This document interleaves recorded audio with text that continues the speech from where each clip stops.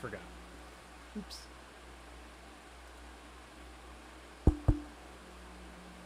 Alright, alright.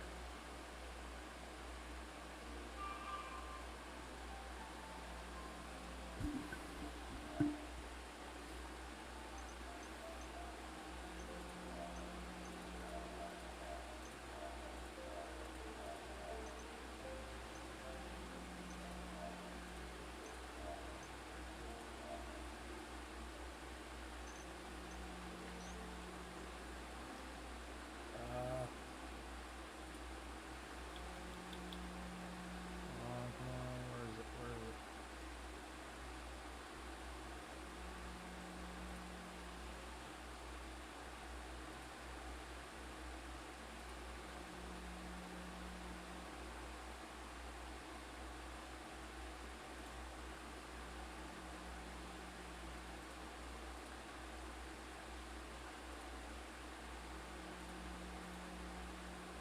No, so there we go. Bam.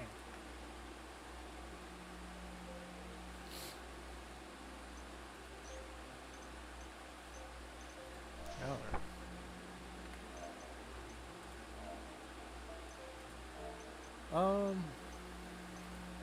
Actually, what is the difficulty?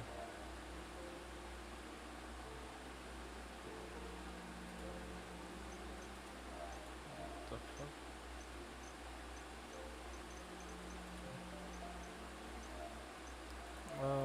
Resolution.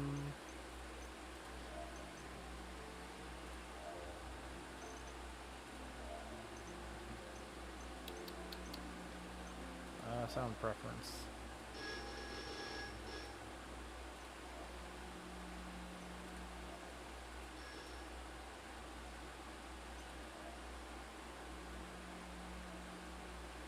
Okay. Alright. Continue my quest. I haven't played Beyond before.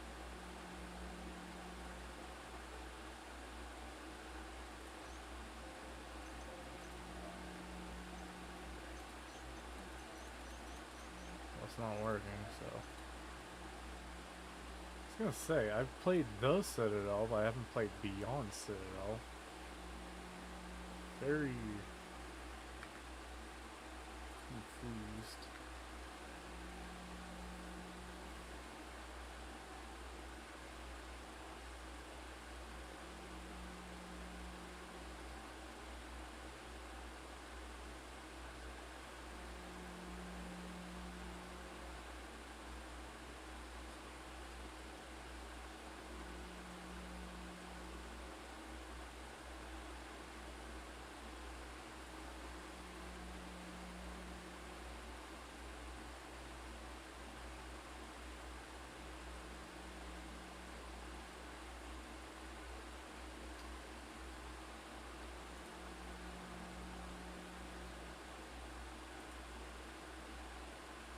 Oh, damn.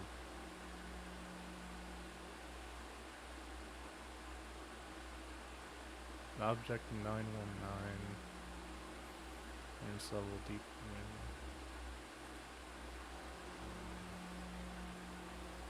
Alright, so I've played the Citadel. I haven't played Beyond Citadel before.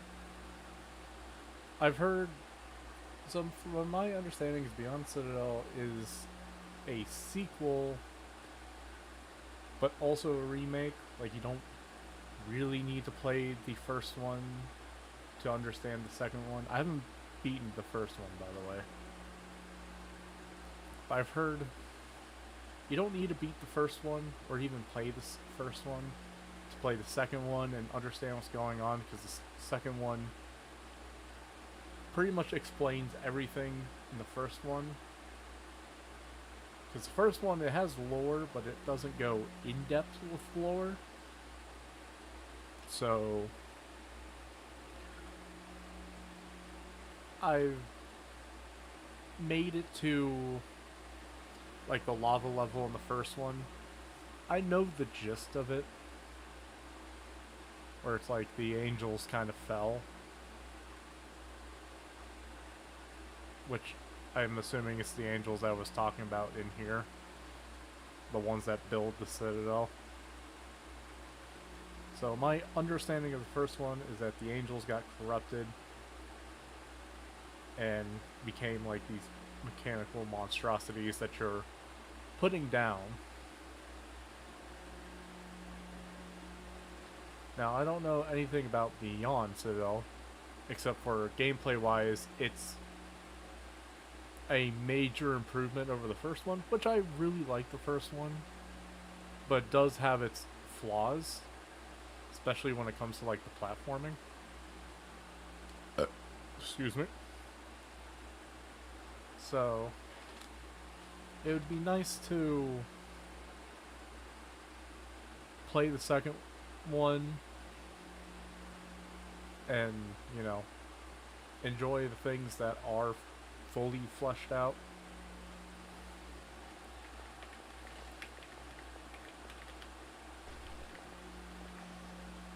Oh, wow. You see even more, feels like.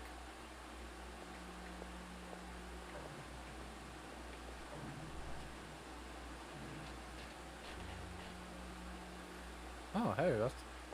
Your eye's pretty cool. Also, holy shit, you see her all the time now. Real quick. Graphics. Gore on, obviously.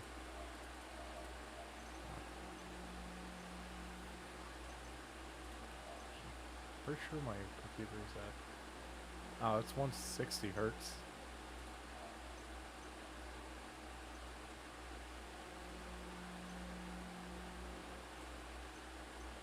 I'm like 30. Give it a minute.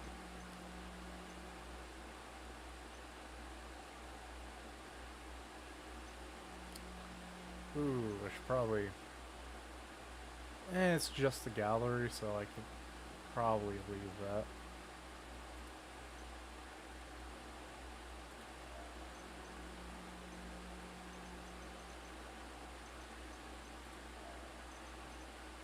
Full spread, arcade. I'm fine with that. Hold. Just toggle. Fine with that.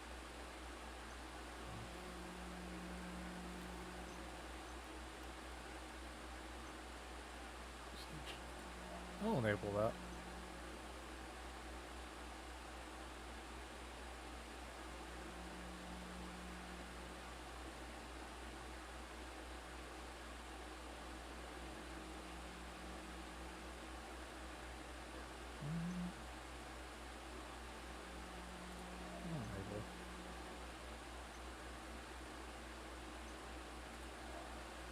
Okay, so I know the Citadel had multiple UI changes. Like, they have multiple UI settings because they updated it. So I think I was using the old style, which was more Doom-esque. Looks like this is what you get. Which, to be fair, I don't mind it. I didn't realize my little UI thing perfectly censors it. That's amazing. So, on the bottom corner, it's not like she's naked, but like she's wearing very minimal clothing. Like, you pretty much see her tits. And I like how that little cloud censors things.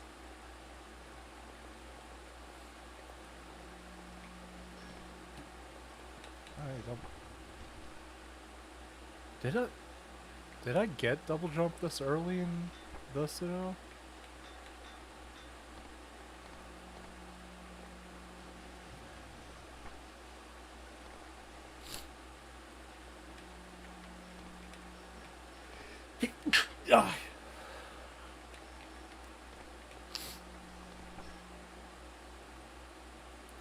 Aw, I don't got the Magnum anymore. It used to be that, so in the Citadel, you were essentially had this wasn't a revolver, but it was like a, I don't know how to explain it, because it wasn't clips either. I'm pretty sure it was like side loaded, but it was like a, it's like a mix between like a normal handgun and a revolver, I guess. It's hard to explain. It was a really weird gun, but you like loaded it individually, so you can kind of like speed reload. Now it just seems like you have a, I think a Glock, not sure. Nah, it's got a hammer, so I don't think it's a Glock.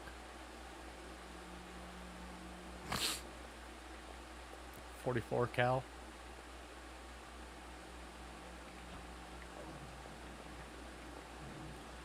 10+1. The UI is definitely very different than what I remember.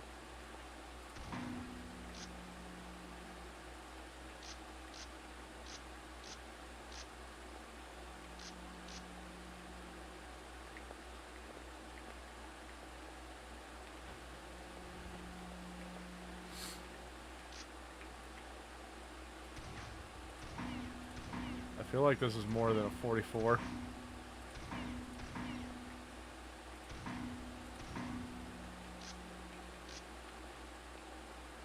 This is because I'm out of ammo.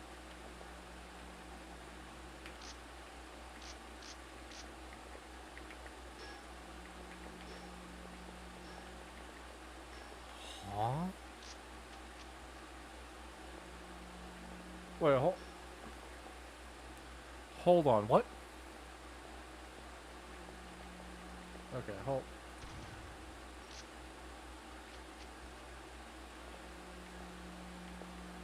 So I dropped the whole mag, so it doesn't matter if I have... So it doesn't matter if I have 100 ammo. Like, I have however bullets I have mags for. Oh.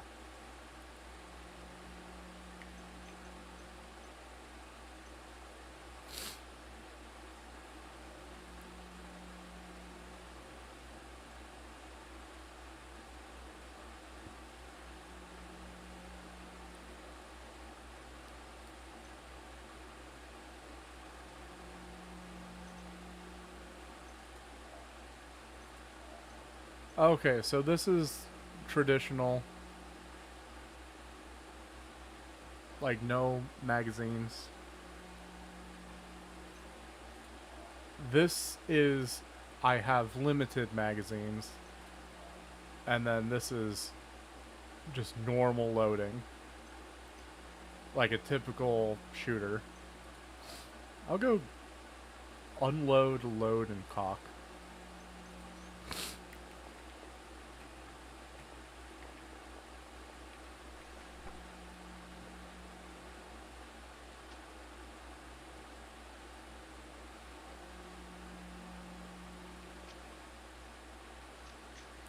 Oh, that's weird.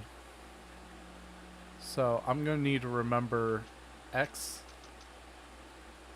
R, and C.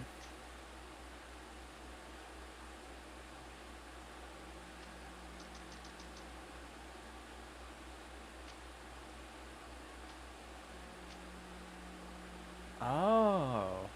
Oh, okay. That's weird, but it's something I'm gonna have to get used to. Especially in the heat of the moment.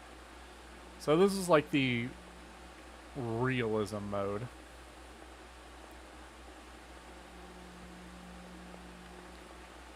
This is...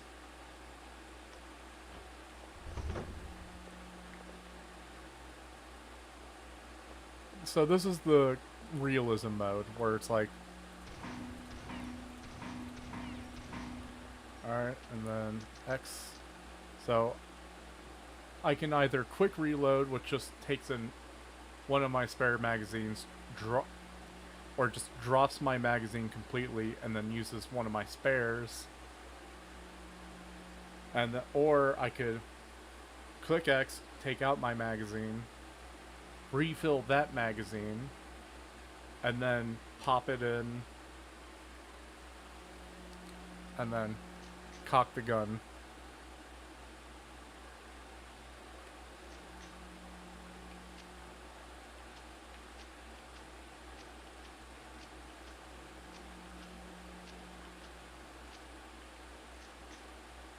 Okay. That's gonna have to get some taking used to, but it's interesting. I'm willing to try it. At least for a bit. If it becomes... Oh, wow. If it becomes too much for me to remember, then I'll swap over to the more standard.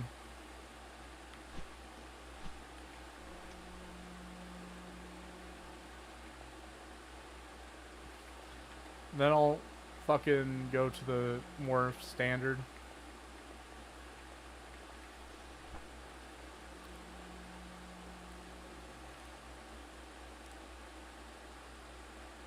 I'm just going devotion.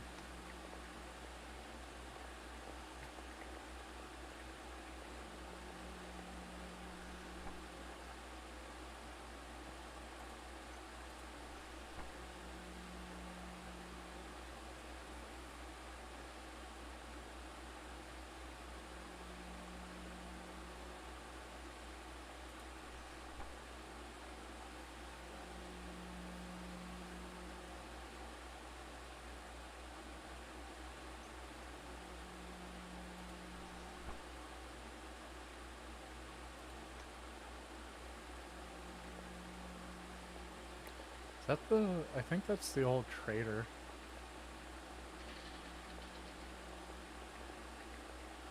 Which path is which, though, is my question. Oh, okay, so this is probably the easy mode. Nothing... Like, nothing's stopping you from... Or, like, you... It's impossible to get hurt. Medium, you know...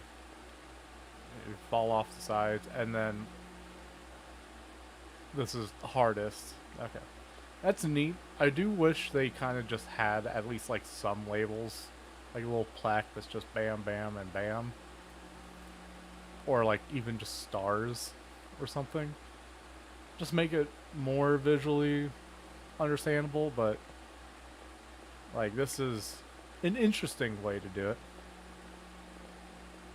Also, what's over here?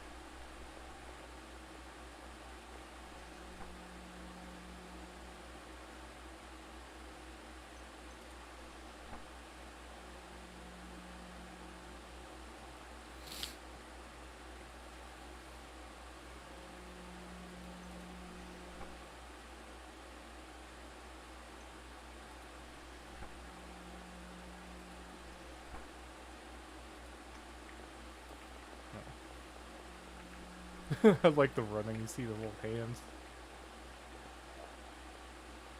Okay, later devotion. Oh, I can definitely already see the graphical upgrades. Because one of the issues with the Citadel art style wise is that everything was kind of the same color. Like a teal.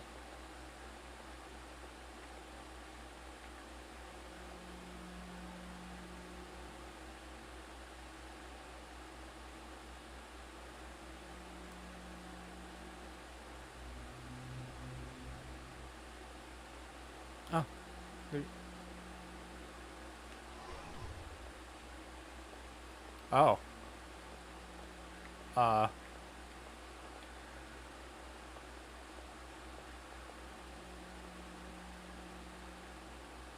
guess it doesn't show anything, but... What's that?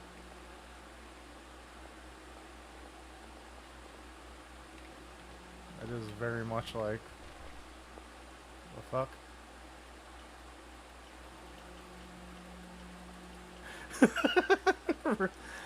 This is awesome. Really?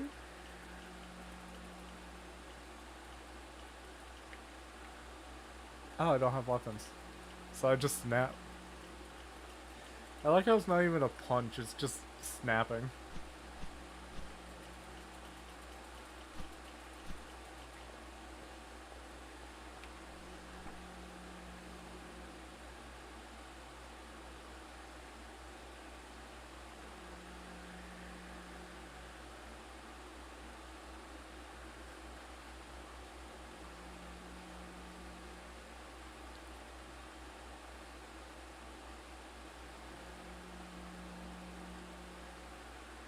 Oh, so yeah, that's what happened in the first game. Angels that turned to machines to protect humanity in the Citadel, and then they became corrupted by the corpse of God, the sleeping God. It was like a mix between, like,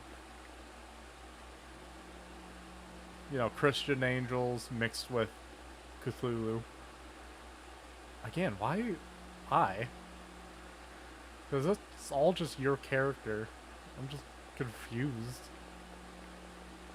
Nice.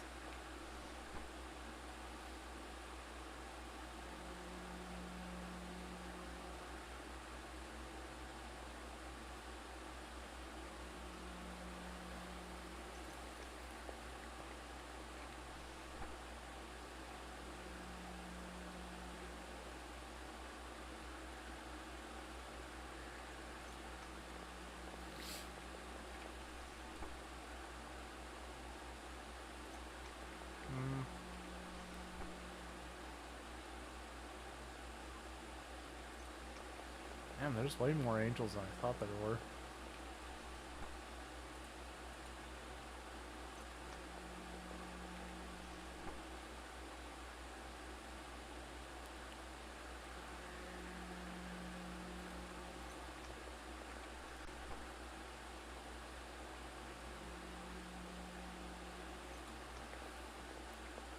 Okay, so there's 7. 7 archangels, yeah. I've only beaten the first 3. I haven't gotten to the other 4.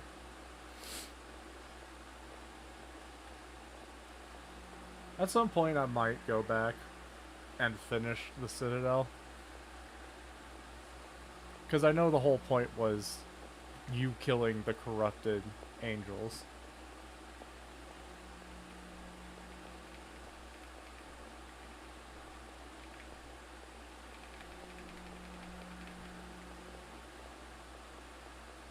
I ain't fucking bothering with that. Again, why is it your character? Ooh, shotgun. Actually, wait, oh, it's a carbine.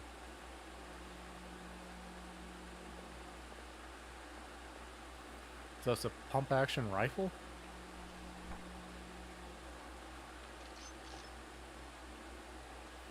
Yeah, I was gonna say, fucking...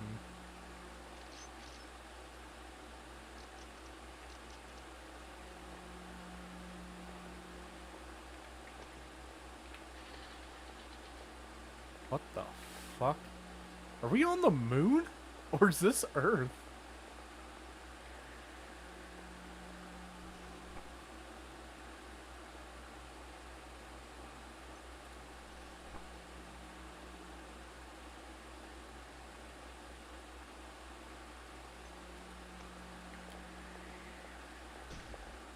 Okay, so this is Earth. Okay, so I'm assuming the world got fucking nuked.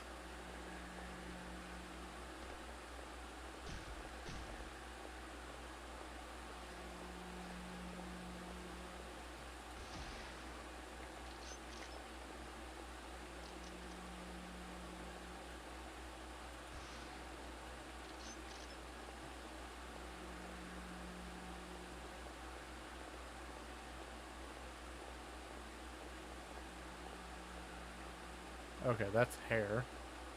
Oh, these are corpses of angels.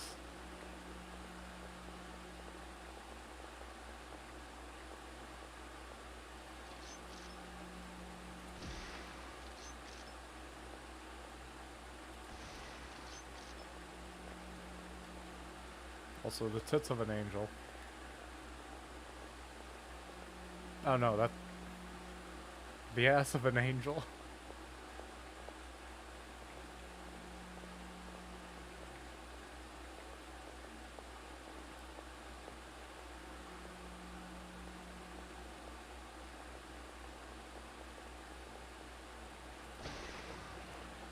What the fuck?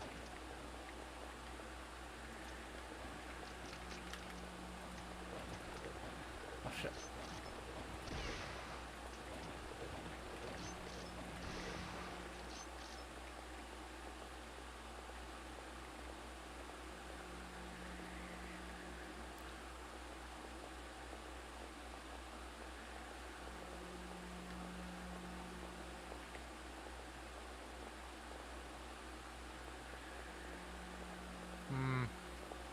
Alright, should I...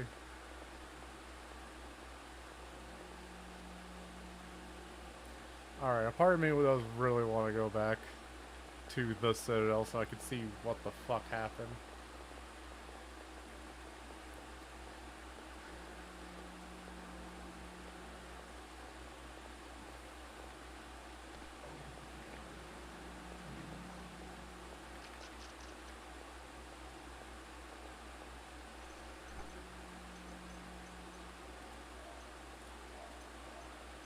Oh, I can activate and deactivate my blessings.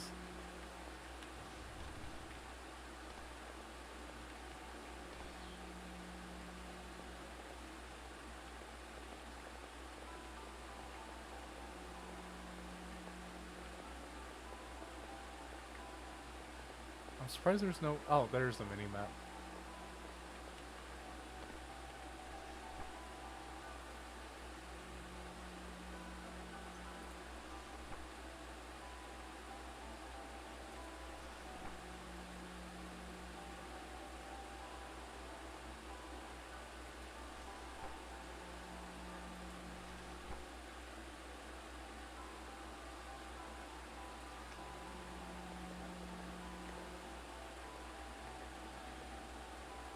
Is that just a clone of me?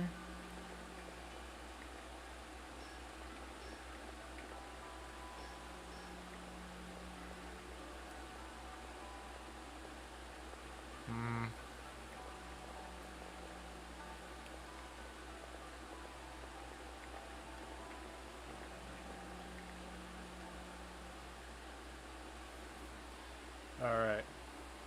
Should I go back to the Citadel?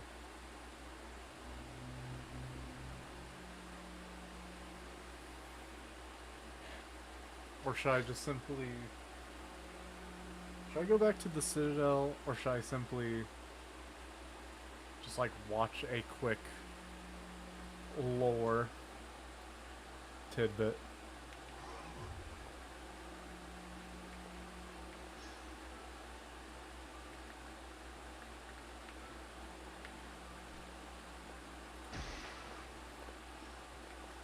Okay. The blobs really have changed.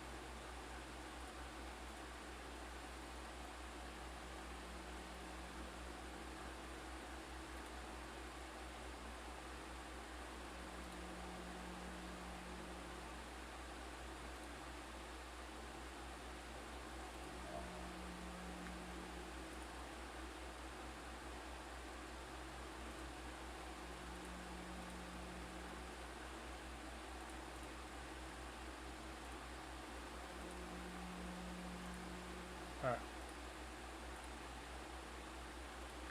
Swapping over.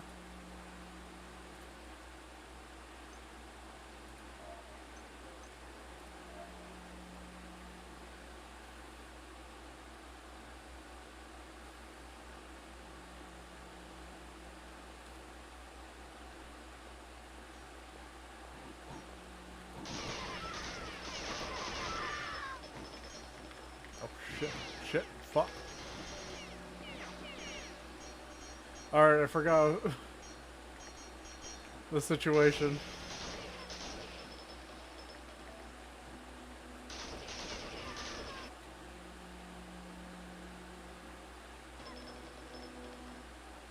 Are you fucking kidding me?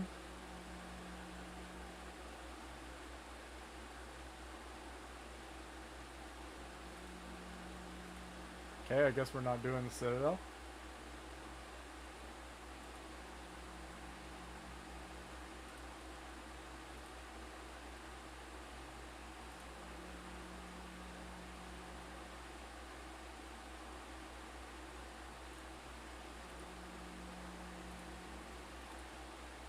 In fact, I'll just look up a quick the Citadel lore vid.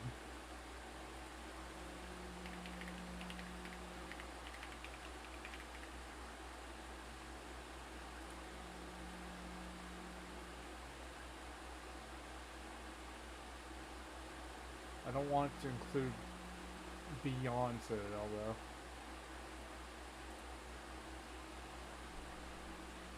After pressing W to begin our holy mission, we are brought...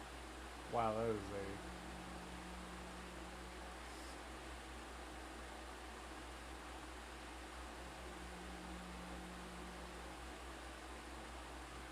scuffed audio. To a sterile white room. Here we choose one of two paths, the path of faith or the path of devotion. This choice isn't really that significant, as all it does is set the difficulty, and with our choice made, we enter another white room with some strange statuary flanking the door.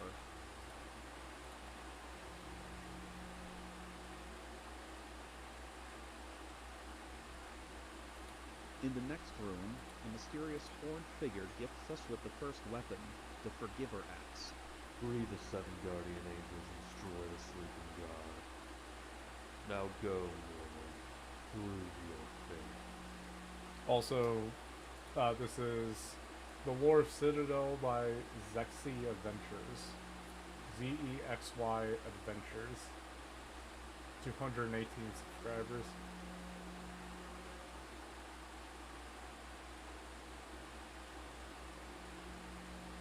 We are then dropped into the tutorial, and here we're taught all the controls of the game.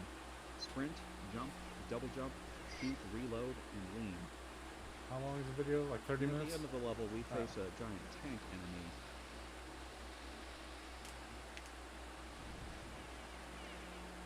With just our handgun, it's far too strong to face. We complete the tutorial, descending into the next area. This it was is bottom the loaded. abrupt beginning of the Citadel, a game with a fascinating, if very fragmented lore and world design. Join me, Zexy Observer, as we dive into the lore of the Citadel. The entrance, as it is called, is our hub world. And here we meet Lysander, a bizarre cybernetic life form. Welcome. We send you because you're the best and only aside from Ryan. We expect you to take control of the situation. We've already confronted some of our cities of regular prison. Then, enlighten. To put it simply, they are under the control of the sleeping god. Destroy the sleeping god. Make them free. They can survive. We will aid you in your quest. We expect great things from you. Walk in the light, martyr. Behind Lysander is Tycho, the weapon merchant. You are the martyr he talked about? I could never have managed to take Oh, okay, so that's the... Now he's in, like, the robe. I found some goods I should come in handy. Unfortunately, most of them are broken. But maybe I could make them function with the spare some gold. I need to pee real fast.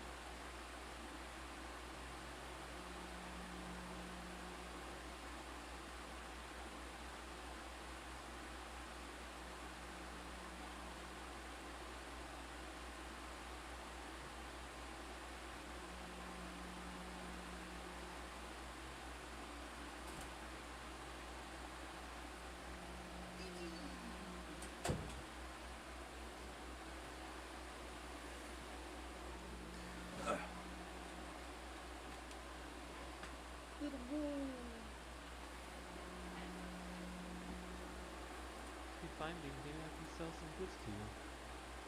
And there isn't much else here, so we proceed down the vertical shaft into...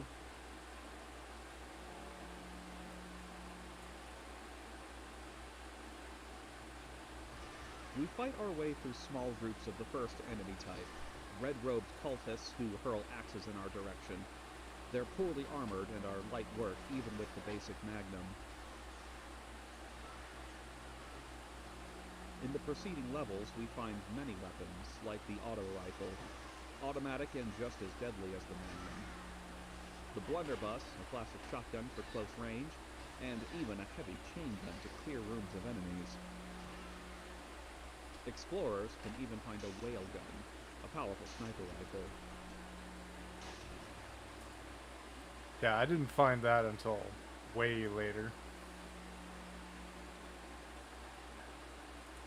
Something that sets this game apart from others is the need to reload individual bullets with guns that have internal magazines, such as the Magnum and the Blunderbuss.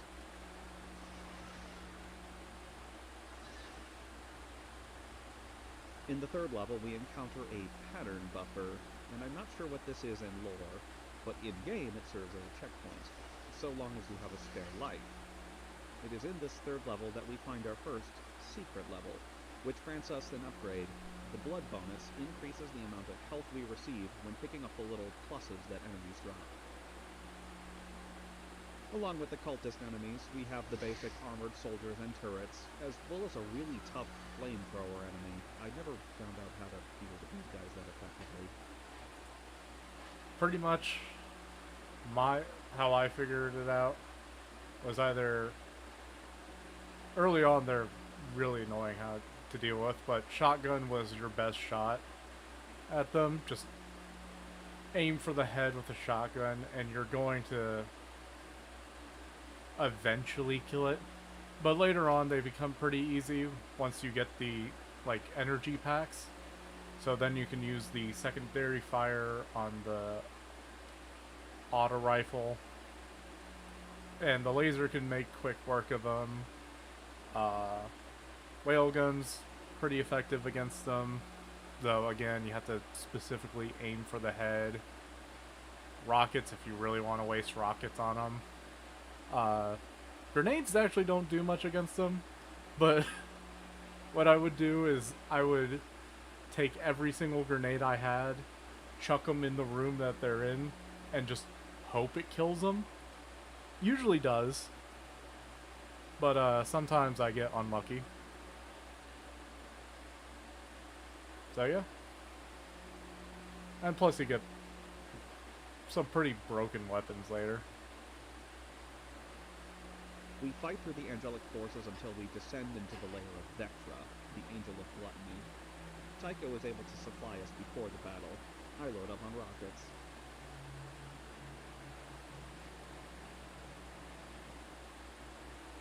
These turrets teach you the supposed strategy you take when fighting Vectra. Wait until they fire a volley of bolts and then dodge out of the way, shooting between volleys. But I couldn't really figure it out, and I get wasted every time I jump into the boss arena. Vectra takes the form of a gargantuan... I honestly forgot what the first boss looked like. I forgot that the first boss was just a brain. Because, for some reason, I thought the first boss was the second boss. The one that's stationary, kind of just a giant angel with, like, I don't know what to call it, like a giant, like, headpiece. pulsating brain, suspended from a biomechanical tree-like structure. The best strategy, really, is to stay on the elevator, crouch, and fire away. The projectiles can't harm you up there. I know I've beaten it twice, that boss twice. First time I did do it the proper way, and it was very annoying. Second time I did just do what he did and just sat on the fucking elevator and go. With Vector defeated, we're I don't think I awarded had a the chain power gun, grip though. upgrade, Not allowing sure. us to pull up onto ledges that we can't quite reach with a double I jump. don't think I got the And then we chainsaw return to the or HUD. the chain gun until before the Here we second can boss. speak to Lysander again. I'm glad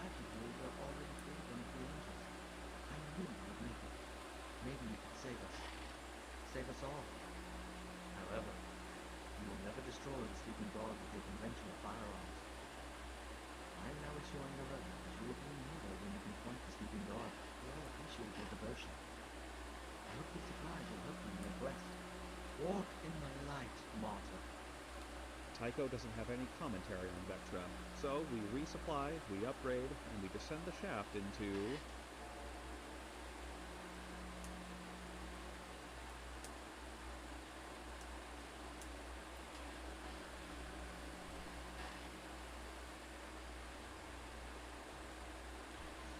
I remember I got my ass kicked pretty It hard is in in this Act level. 2 that we first encounter the submachine gun. Its extreme rapid fire is good for taking out the roped cultists, but it's not really that good for anything else. Yeah, I remember I had difficulty in this area. Not in this part specifically, but like across that wall.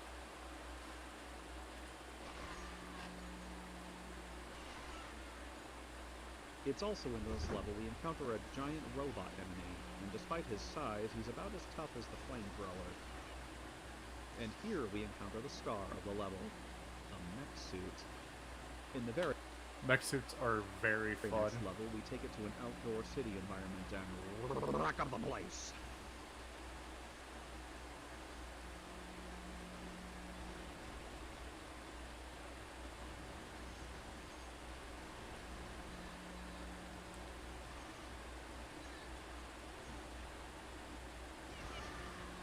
Those willing to do a little platforming can take the mech all the way to the finish line.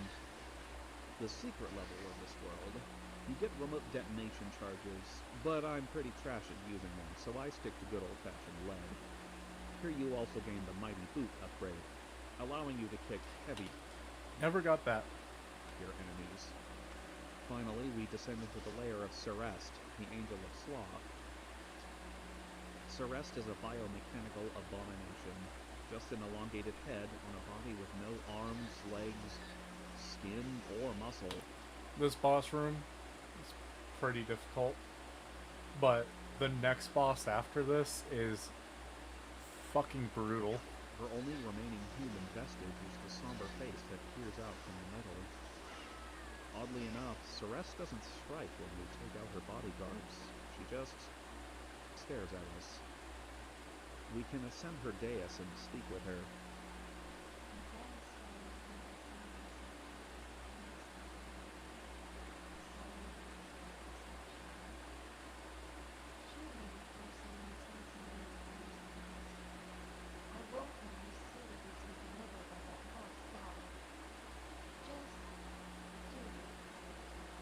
From here, the battle commences. Celeste never retaliates as we unload into her. She accepts her fate as the false god's thrown minions teleport onto the battlefield. Sadly, they must put an end to her. And here it is we understand the nature of the enemies we're fighting. They're not soldiers fighting to defend themselves. Each and every enemy we fight is a slave to this sleeping god thing, part of a cybernetic hive mind with no consciousness of its own. For some reason, Celeste has been able to resist its control, but in any case, to reach the sleeping god, we have to put down one of the few creatures that was conscious of herself. Defeating Celeste grants us the O2 boost upgrade, allowing us to enter a bullet time state when we use an O2 canister at max oxygen. Back in the entrance, Tycho and Lysander give their comments on Celeste. I heard that Celeste had not just a brilliant brain, but was also granted with brain parts of many followers of the same Phenom. With the experience of many, she could give us many timeless wisdoms. I once met a person who dedicated her brain to Celeste before she died. Now she's gone with Celeste. What a pity.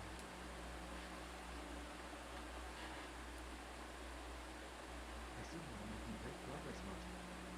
2 of the 7 guardian angels are already free. Also, Aurel, the fruit of the family, is nearly complete. I wish I could give the order to you with my own hand. This is what. Who did you tell me you needed to again? I've only just met... Yeah, I remember Lysander gets glitchy pretty quickly. Lysander, but already it seems like he's not his usual self. I wonder what's going on. But with our business in the hub complete, we leap down the shaft and descend into...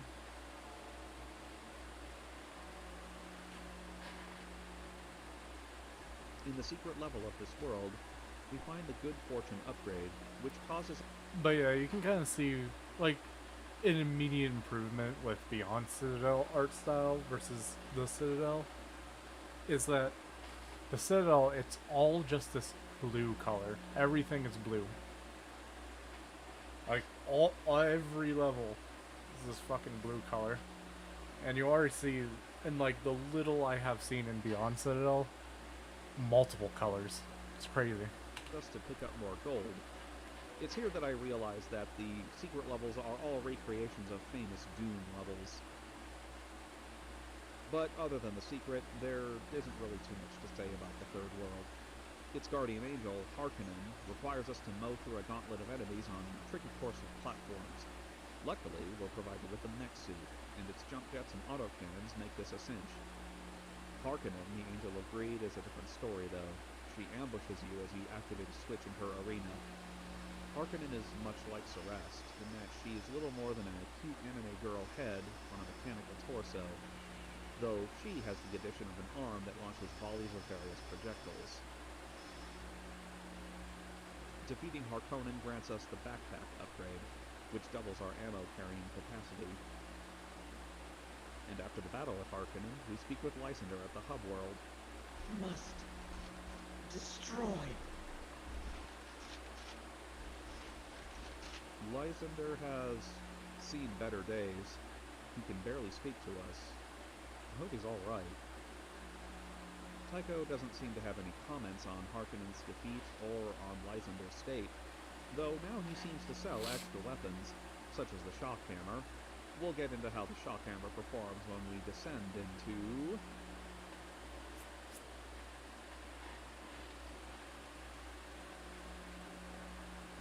Again, there isn't much to comment on these levels. It seems we found most of the enemy types. I did encounter an interesting level called Nightmare Fuel, but looking through the stage I couldn't find any of this Nightmare Fuel it talked about. In the secret level here, we gain the upgrade that allows us to fire without reloading while using an O2 canister to go slow-mo. But it is when we descend into the lair of this world's angel that we discover a terrible truth. The words Lysander, the Angel of Envy, scroll across the screen. Lysander's lair starts with some tricky platforming, made all the more tricky by these drone enemies. I don't really why I dislike the drones in particular, as they're not really any more powerful than any other enemy. They're just kind of annoying. Like, I always had difficulty with them too, and just found them annoying. It might be part due to, it feels like, even though they're not, just the fact that they're robotic makes them feel tankier. And the energy laser things are just always annoying to deal with, no matter what.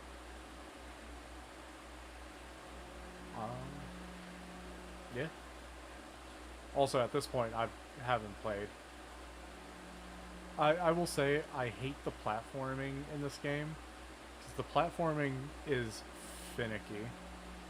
Like, sometimes you feel like you're on ice. But still, I prefer to snipe them from a distance. I was slightly suspicious of this big hole here, but it turns out all we need to do is fall down into it, directly into Lysander's lair. And before we can talk to him and ask him why, Lysander and his bodyguards attack. He well and truly has fallen to the mind domination of the sleeping god. This would explain his erratic speech in the earlier chapters, as his mind was slowly being corrupted.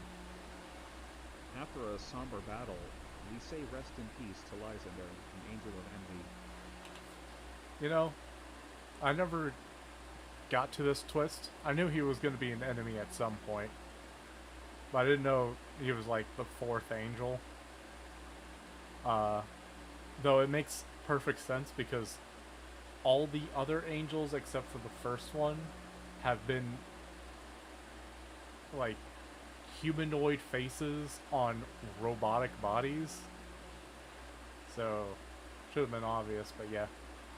Only so far only the first one has been just a brain, something that didn't look humanoid at all, but the rest have been faces or robotic bodies with human faces. Defeating Lysander grants the Sprint Booster upgrade, which allows us to fire weapons while sprinting, and also consumes less stamina. Back in the entrance, we speak with its one remaining occupant. I can't believe Asanda is gone. He was such a good soul. Just leave me alone for a while. I imagine Tycho and Lysander were just two of the very few remaining sentient beings in this world. It's reasonable that the two of them will become friends. Yeah, let's leave Tycho alone and descend into...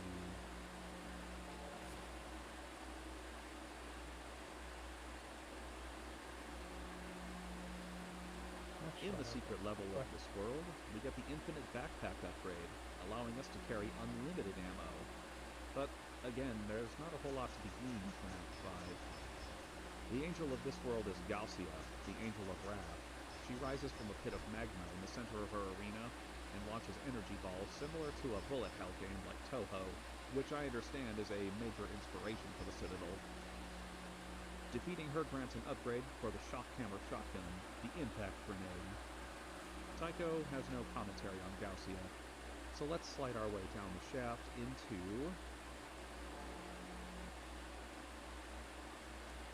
It's in this world that I discover I'm holding two more weapons. I don't know where they came from. The first is the Redeemer, a cannon of some sort that turns enemies into pillars of salt. Very biblical. The other is the Zeus cannon, and despite its name, it's actually a pistol rather than a big, heavy weapon. But true to its name, it fires bolts of electricity. I found this weapon in the secret level of Act 6. I feel like I should save these powerful weapons for something important. I'm not exactly sure what. Maybe those annoying flamethrowers. The secret level in Act 6 is in the very first level, hidden under the platforms. Here, we got the infinite drum upgrade gun weapon. Wow, that sounds overpowered. Let's try it.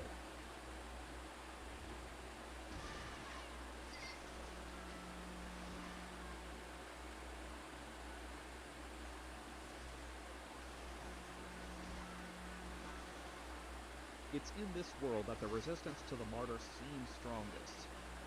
It's not really so much as there are more enemies, but they do seem more desperate. They stage ambushes with a lot of soldiers. They're rolling battle tanks and mechs into small interior spaces. More of the Sleeping God's priests take part in the battle. They're getting desperate to stop the assault. They're afraid. Good.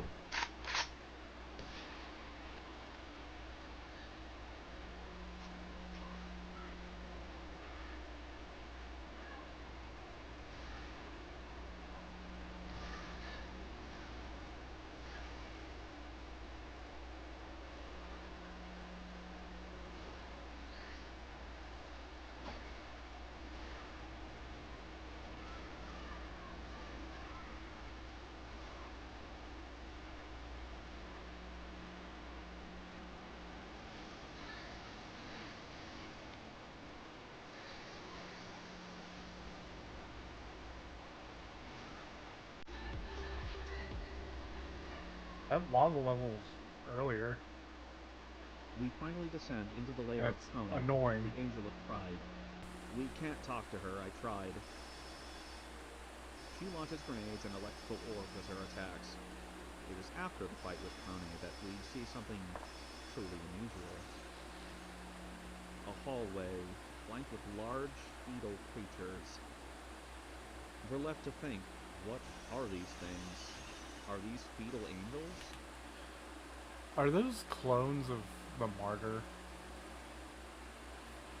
Because you have that little sister who looks identical to the martyr, your character. Or are they something more?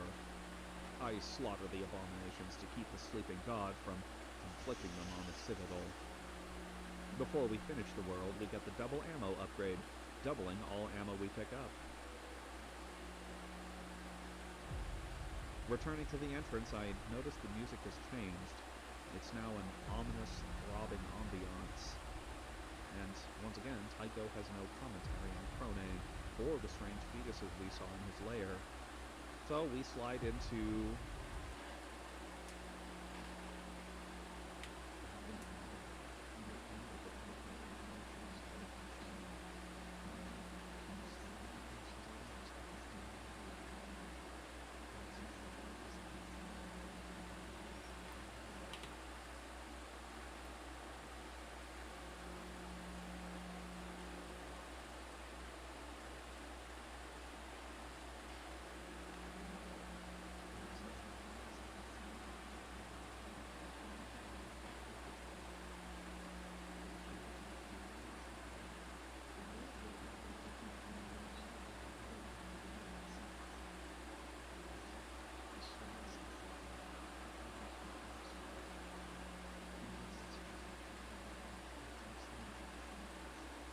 the words delirium, the angel of lust, span the screen, and you see something odd at the end of this hallway.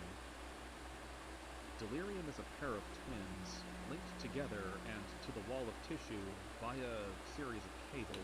Oh, wait a second. That's your character. Delirium, the fucking god of lust, or the angel of lust. Like, that's straight up your character. So I'm assuming the martyr and all those embryos were clones of the twins. Because Delirium doesn't attack, and we can't talk to them. Shooting doesn't seem to harm the angel, so I guess our only recourse is to proceed to the end of the stage. The beam of light that should teleport us to the finale of the game says, "Free us," as we jump in. We fall down into another fleshy shaft, and the explosions above, we can see parts of the figure we just encountered. Freed, in a manner of speaking. And then we're brought to the last area of the game. So yeah, I'm assuming that the martyr and those embryos are clones of the twins because they look identical to the martyr. The phrase, "Let the sleeping god die," is emblazoned across the screen, and here we realize just what those fetal creatures in Krono's lair were. They were other sleeping gods. This is the one they've chosen to be the god. It's nothing more than a fetus, and if a fetal god is so powerful as to drive the entire human race insane, Alright, never mind. But I still think you're a clone of Delirium, that last one, because it looks identical to you. I don't want to see what a full-grown god is capable of. Tycho is also here with what appears to be a bomb. Our father fell on his bed. And they can remember this one so The fruit of ephemeral is a nuke? a fruit of ephemeral. They said the only weapon to destroy the sleeping god. Now I know our lords tried to bring back our god to this forsaken world to show us the light. I thought you were here to save and protect our lord and angels. You are a martyr, the protector and servant of our lord. Oh, okay, so I guess the sleeping god is God. Just like a copy of God. And yet, you were trying to kill our lord after destroying every single guardian angel? I tried to gather us all with me, but they were too deformed and mangled. I could never fit them together at all. How did we deserve such a miserable end? They said our lord was evil, but who knows?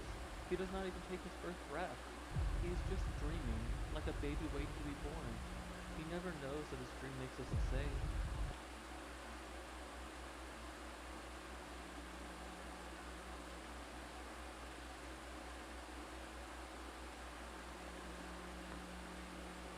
How could we, from this cold and dark abyss, Let him open his eyes. Please. I tried to explore some alternative options from here. At first I attempted to throw the bomb, this fruit of ephemeral, off the edge of the stage, but it doesn't seem like you can, and I can't interact with the sleeping god either. The only thing it seems I can do is set the fruit of ephemeral and activate it.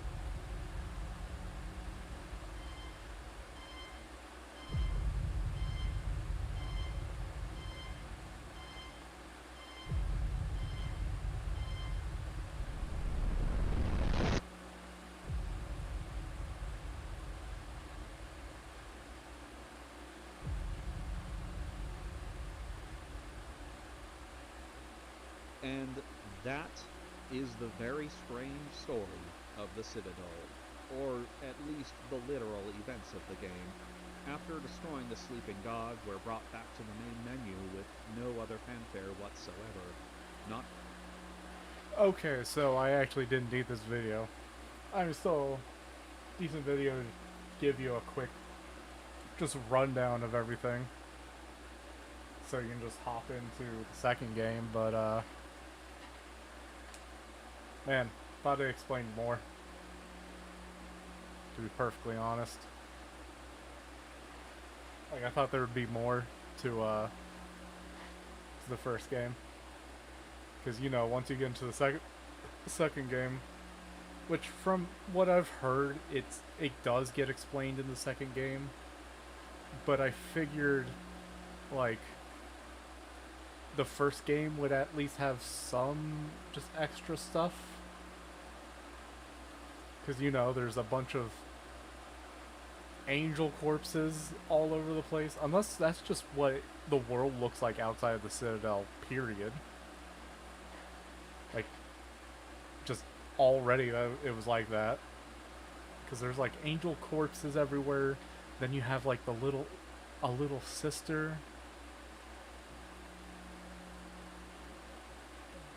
You look exactly like the Angel of Lust. Like 1-to-1. And so does your little sister. Hold on 1 second.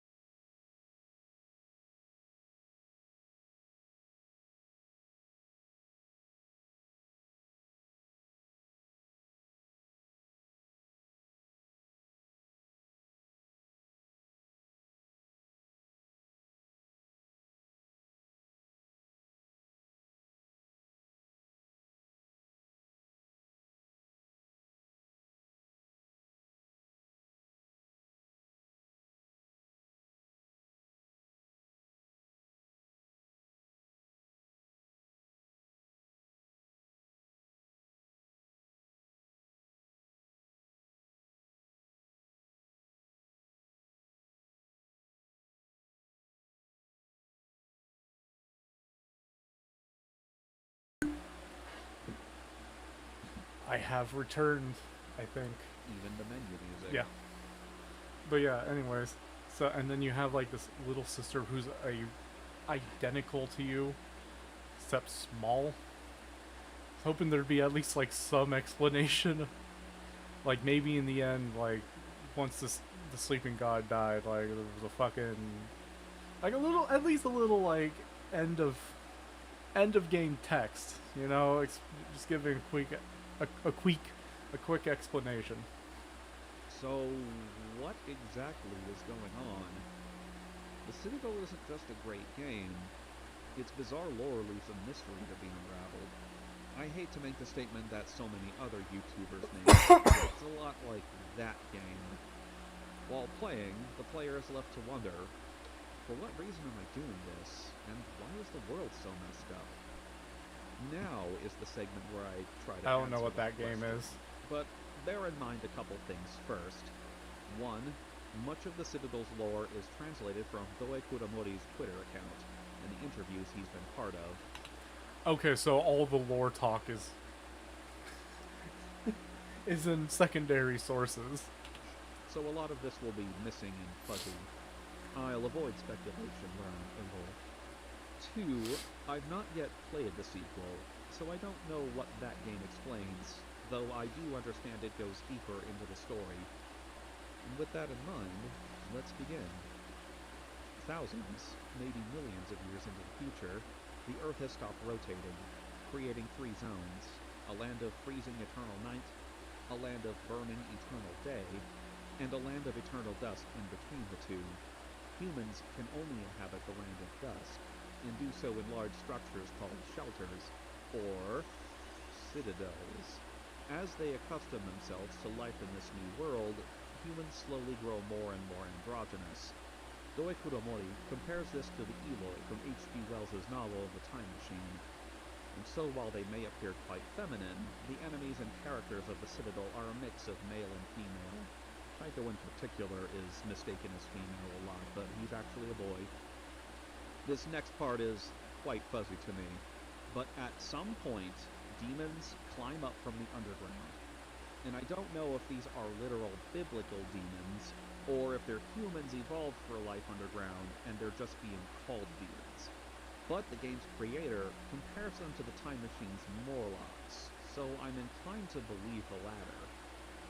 These demons use cybernetics to remove their horns, tails, and cloven feet, to disguise themselves as angels, and that's what we'll call them from now on. There is some initial conflict with the angels and the humans, but at some point the angels begin ruling over humanity, so we can guess who won that conflict. The angels grant blessings in the form of cybernetics to their human subjects. Believing God to have abandoned them, the angels and humans begin a project to engineer a new god. And during this time, the angels also begin the Martyr Project. Martyrs are spared from cybernetic enhancement in order to create a genetic store for future humans to reproduce from, sometimes from natural birth, but most often from cloning. The genetic material of the martyrs was considered precious and sacred, and so as part of the plan to keep them safe, the martyrs were given military training until they were an elite fighting force unto themselves. The God Project is arguably successful, but creating the sleeping god has some unintended side effects. While gestating, the sleeping god's dreams begin to reach out into the minds of humanity and angels alike, taking control of their minds via their cybernetics. It is Oh, okay. So you're part of a martyr project, which is uncybernetically enhanced humans who are there in case shit goes wrong, and they need normal humans. It's for this reason that the martyr we play as is awakened. It is unknown if she is the last martyr or just one of many, but her lack of cybernetic enhancements makes her the perfect candidate to free the human race from the dreams of the sleeping god. Lysander brings us out of stasis, and so begins the events of the Citadel. And, unfortunately, this is where my knowledge on the story of this game ends. The game's fragmented story is one of the many things that... Okay, so there's not even actual real angels. It's just people. It's humans who were evolved in a hidden society, essentially, who came up, took over the world, and yada yada yada. Okay. That drew me in. But I walk away with more questions than answers. Who is the martyr exactly? Were the sleeping god and the demons the literal biblical ones? Or were they a strange interpretation of a strange futuristic society? What is the story of Vectra, Harkonnen, Gaussia, and Krone, the angels that Tycho does not comment on? And furthermore, what is the role of Delirium, the angel of lust, in all of this? As I move on from the Citadel, I think to find these answers, one must look beyond. So what about you? Are you as fascinated with this indie gaming hit as I am? If so, keep your eyes on the channel for even more. After all, we have a whole second game we need to cover. Oh, shit. Oops. Okay. So, it pretty much doesn't explain much.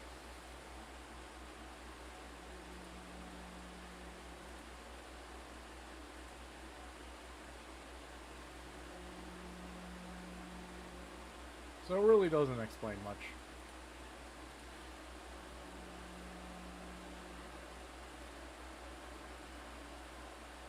And everything that's going to be explained of the first game will come from the second game.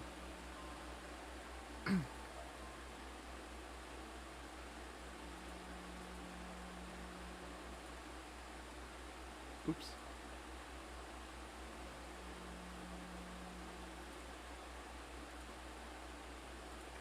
But yeah, everything that's going to come from the second game, in terms of lore, or anything lore-wise that's going to come from the first game is going to be revealed in the second game. Or at least explained.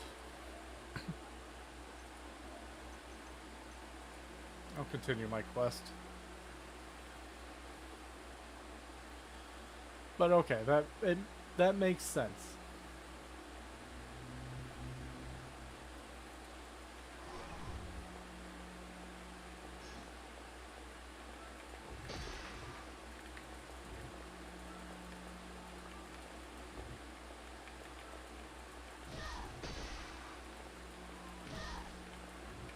God damn, this thing is unreliable as shit.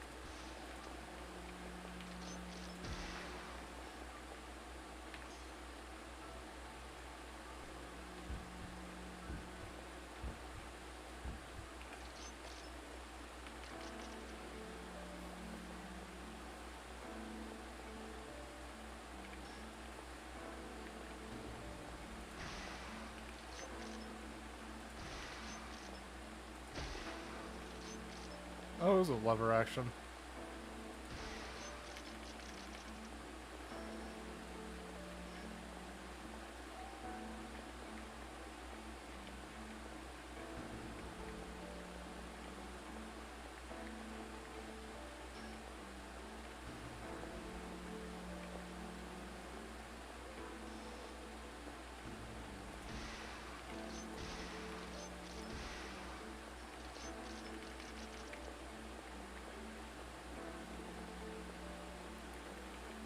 I like the music.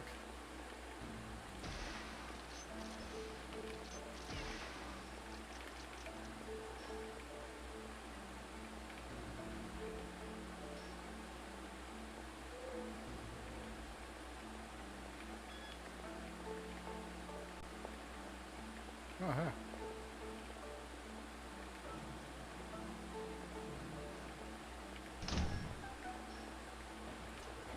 Oh, shit.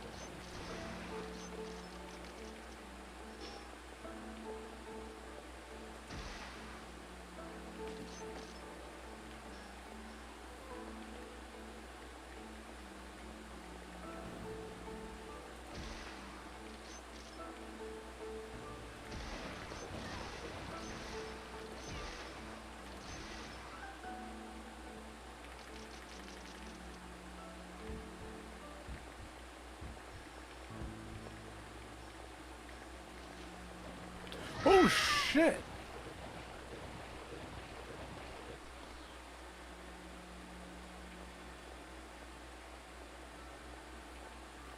Oh?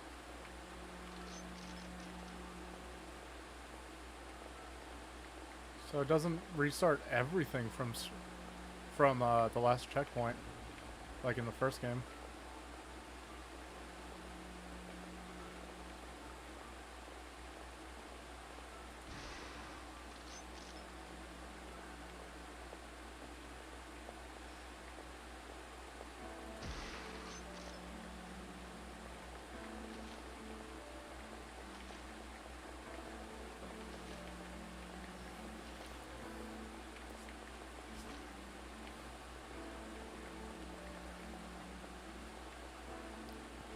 So blessings are cybernetic enhancements, i.e. the double jump.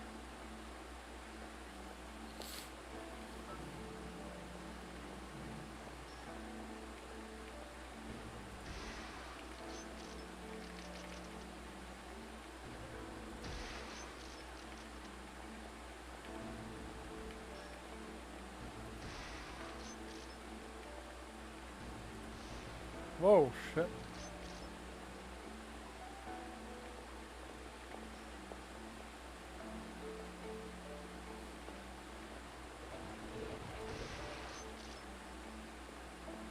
Okay, that's actually, like, scary. Not only did it not immediately attack me, it actually ran and tried to sneak around me.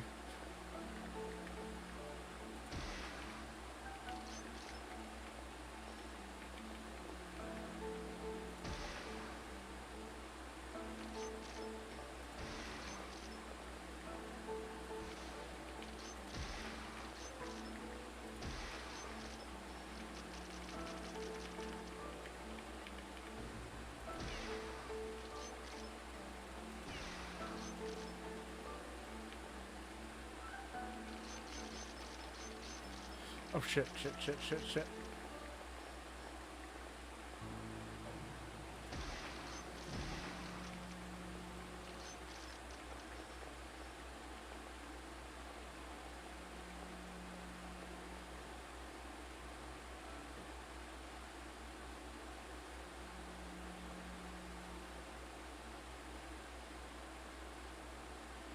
First trumpeter. Oh, so I'm against demons now. So originally we were shutting down the God Project. So the Guardian Angel, we were killing the Guardian Angels, and eventually the man-made God. And it looks like in this one we are fighting the demons.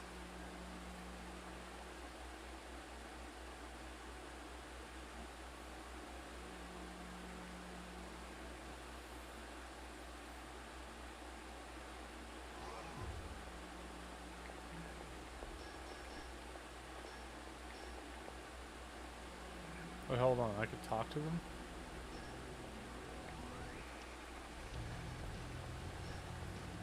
Oh, it's two different guns. Oh, this is the Magnum. The revolver.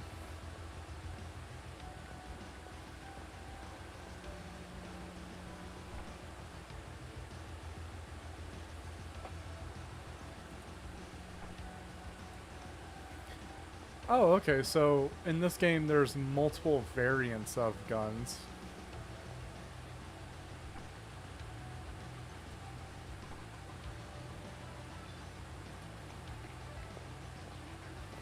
Damn, they really kicked it up with the music.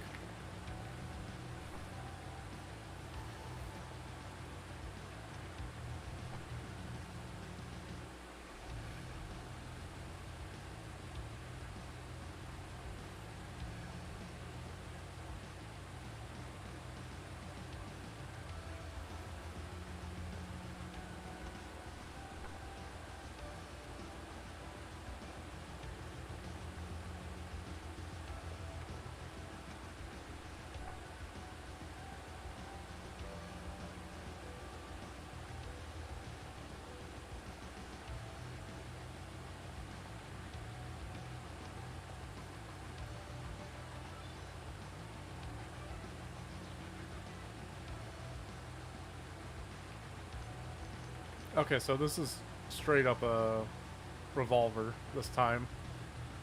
It's not like the last Magnum where it was weird how it reloaded.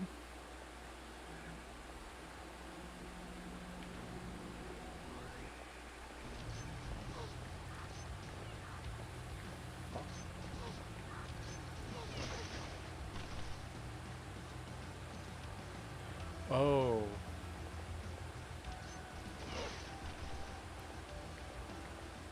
Okay, so I do need to... Oh shit, so it'll pop out everything.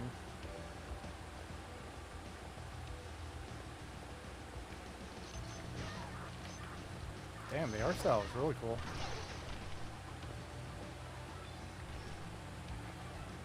Alright, fuck it. I'm going with old reliable.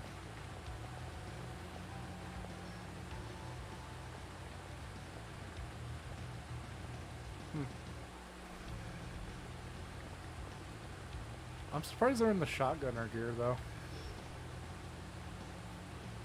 Not as gory as before. Okay, no, never mind. It's pretty gory.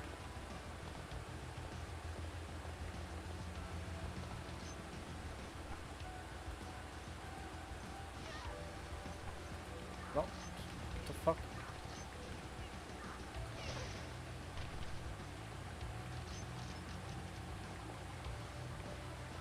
Yeah.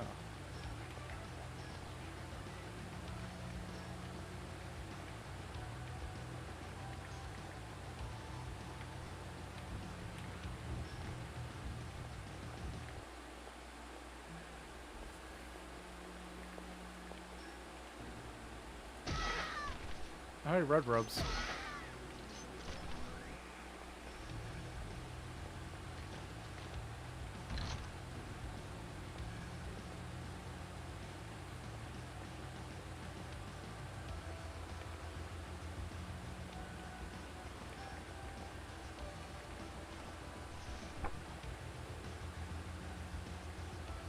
The medium and the martyr.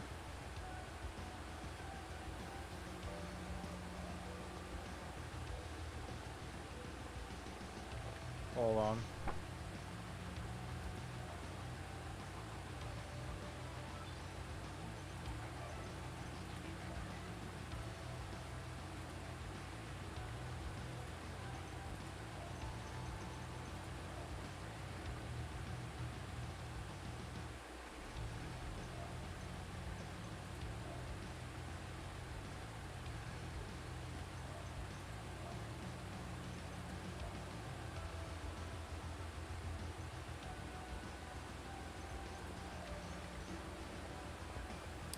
Just to be safe.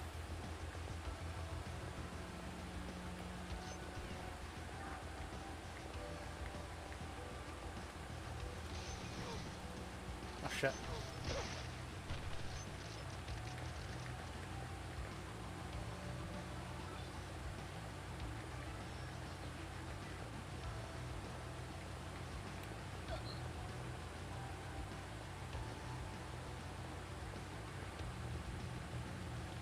Oh, weapons also have condition.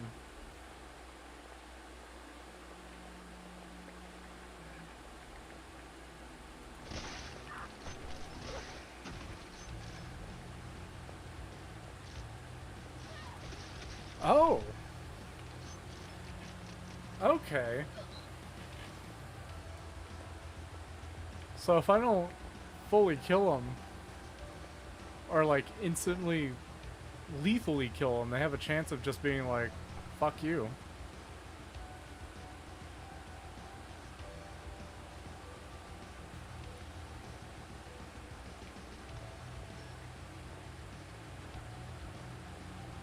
Okay, that's neat.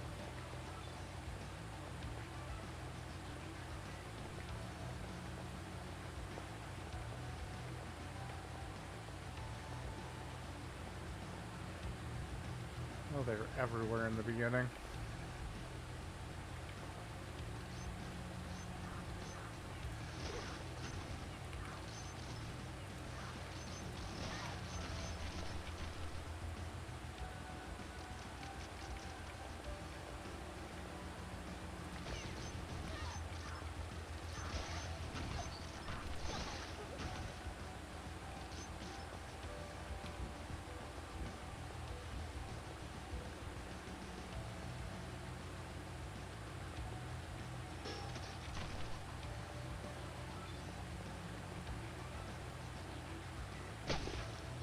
Oh, oh.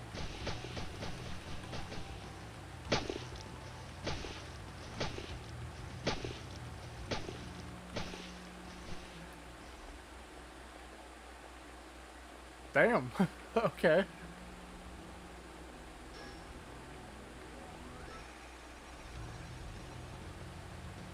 Is this an extra life?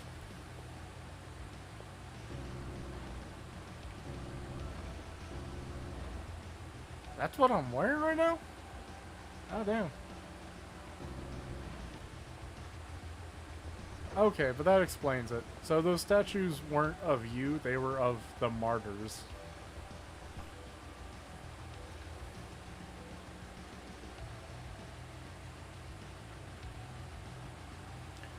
Okay, so pretty much you aren't the martyr, you're a martyr. If this character dies, you will just be replaced with another martyr.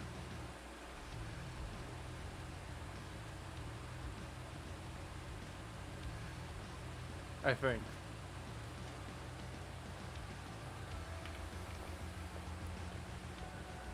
Or at least this is just an extra body that your consciousness will take over.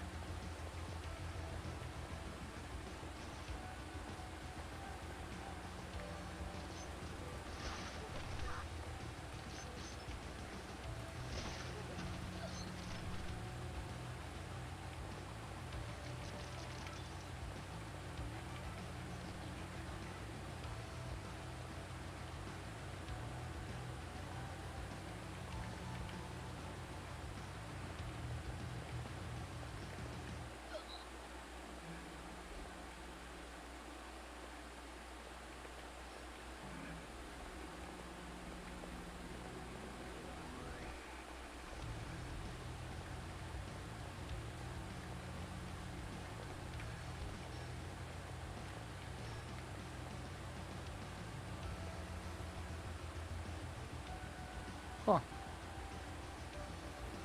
Like your organs. Or the statues, the organs are showing. But yeah, like this is just a martyr.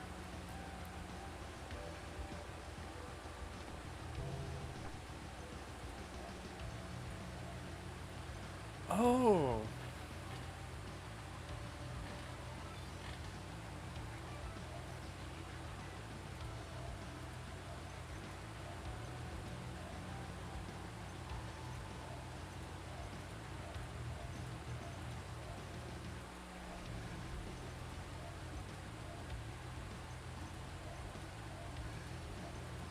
So I can choose one of the...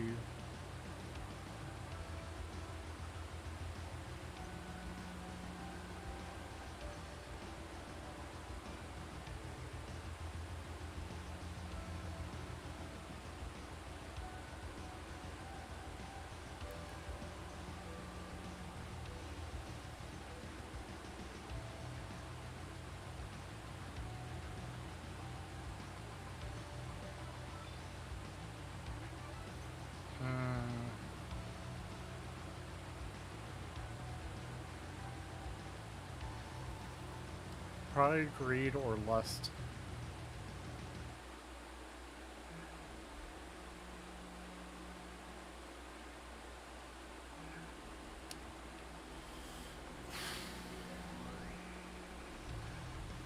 Extra lives would be really good.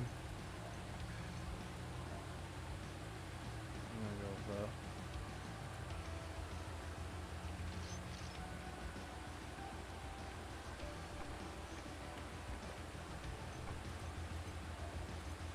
Oh.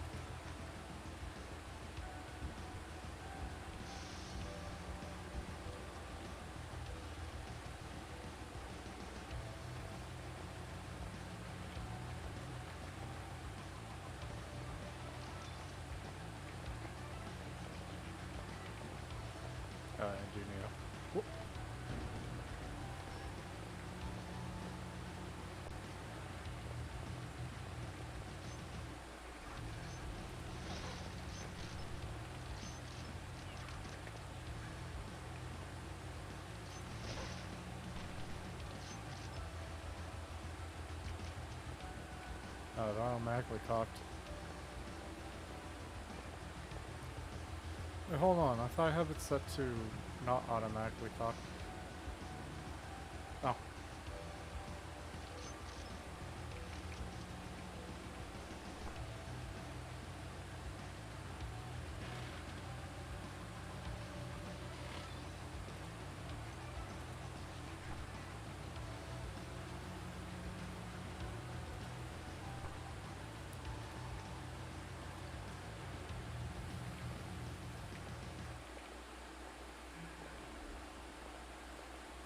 Already fucking Adeptus Mechanicus.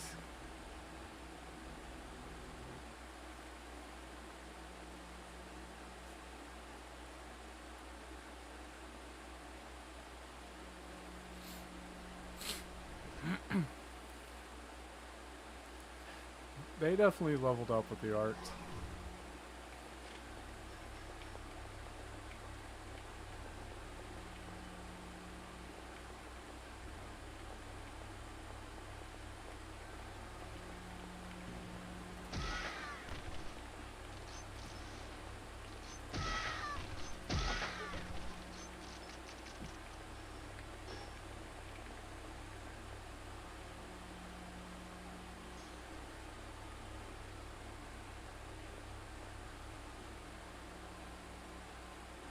You know what I'm gonna do? Mouse key bindings.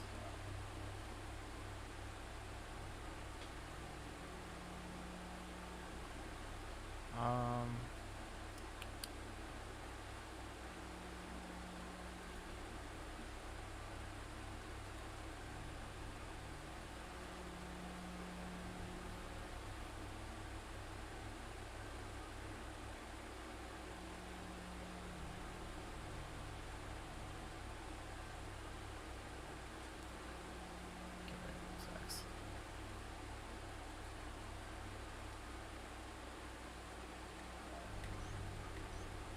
Yeah. Should make a bit more easier.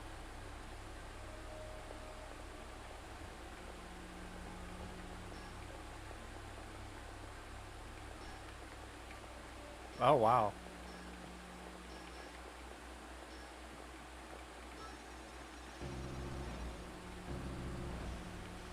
Wait, what the fuck?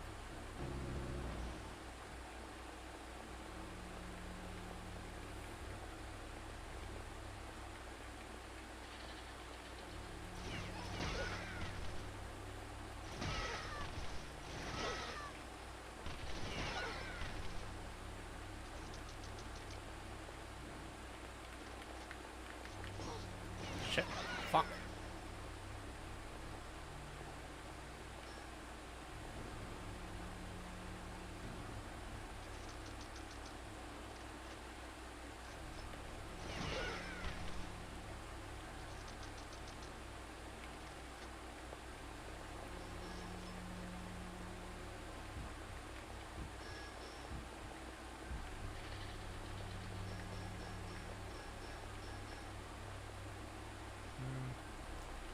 We're gonna keep with this for now.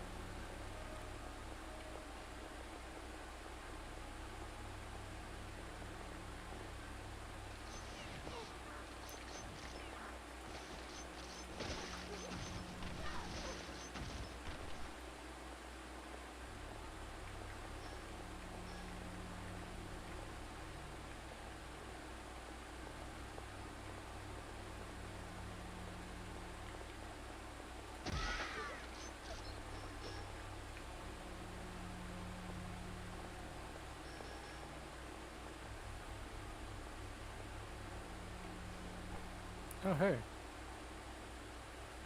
She also looks like you.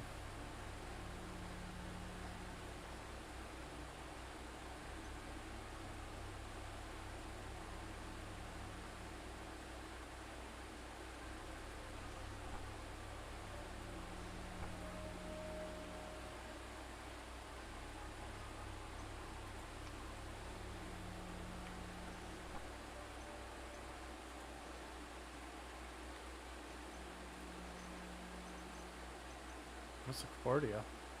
Gambit.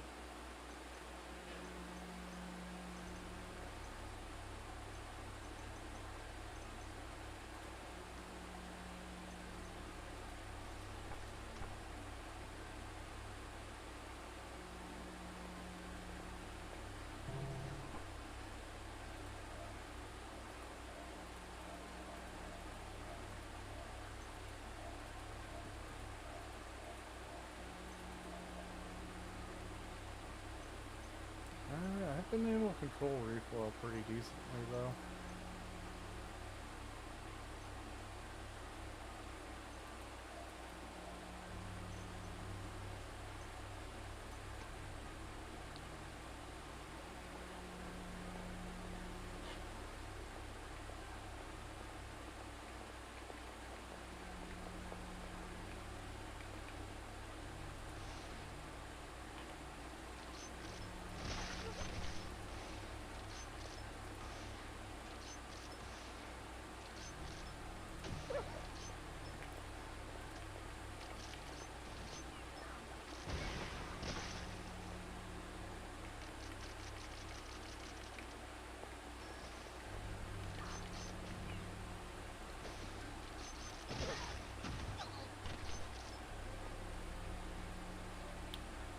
I don't know why she has a bullet hole. She fucking blew herself up.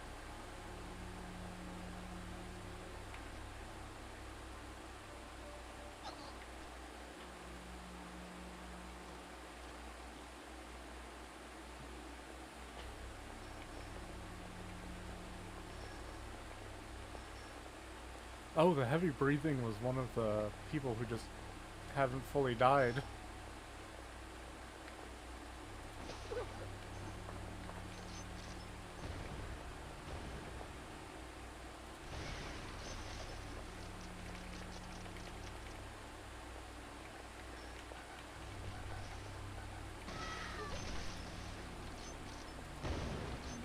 Holy shit.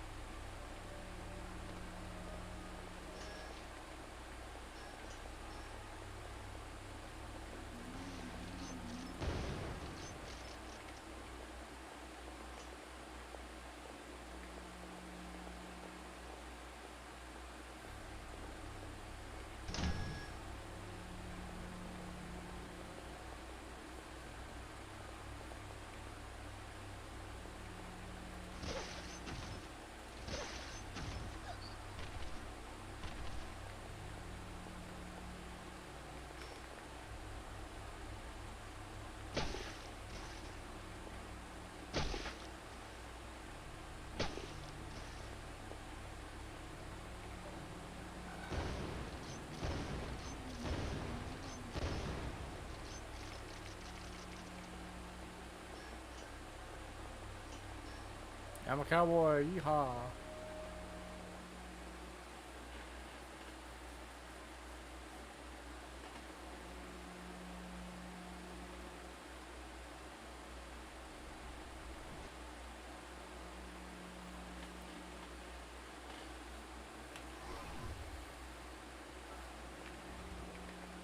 Ooh.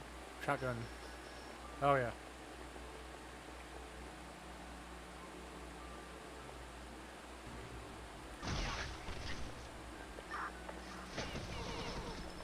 Oh shit.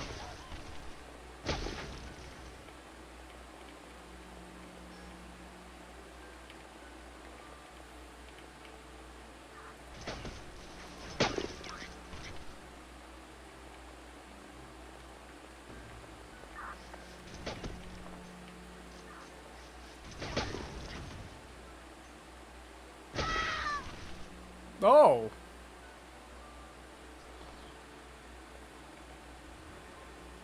How do you know? How do I know how much health I have?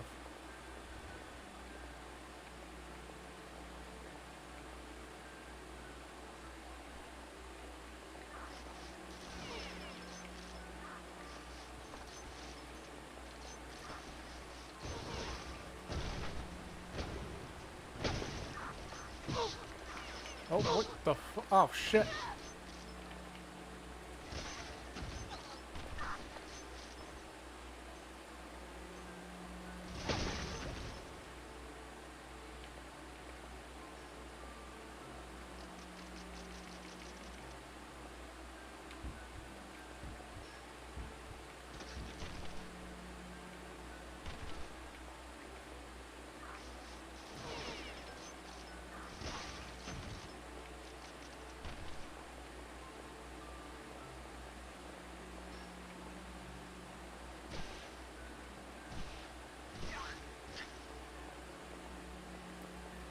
Damn, this game's somehow even more brutal.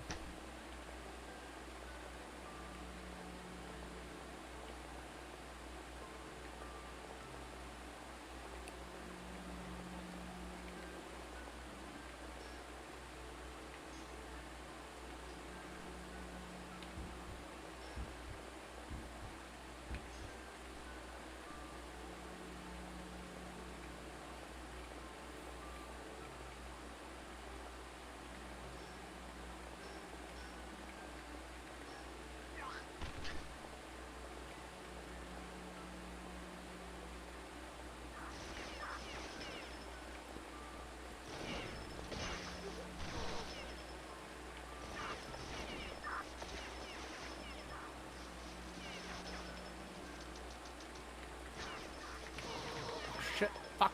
Fuck.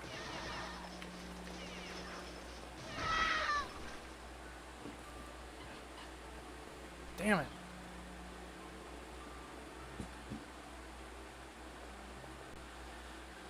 Yeah, I will say, it does get pretty awkward.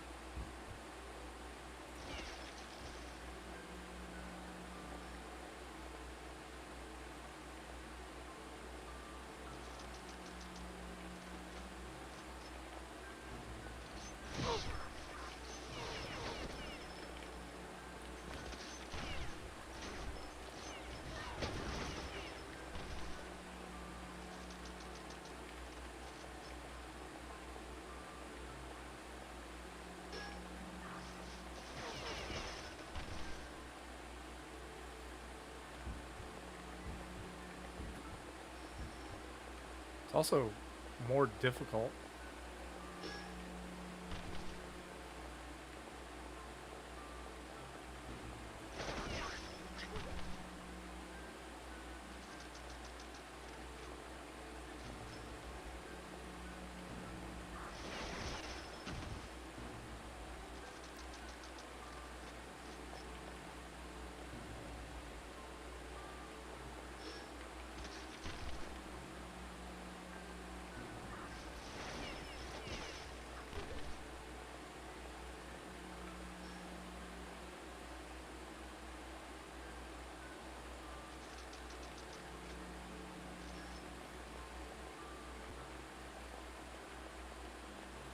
Oh, I don't need to cock it every time. I'm just wasting ammo doing that.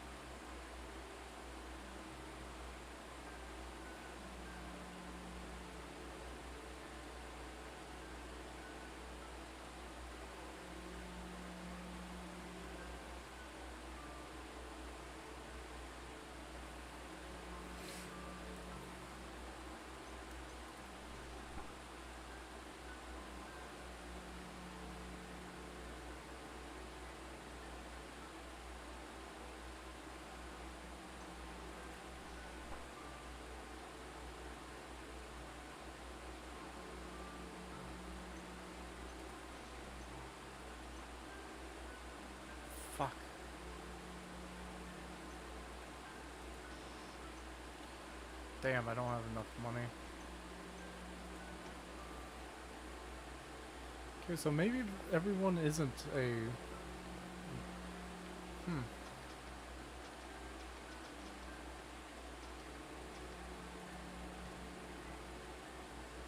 Oh, hold on.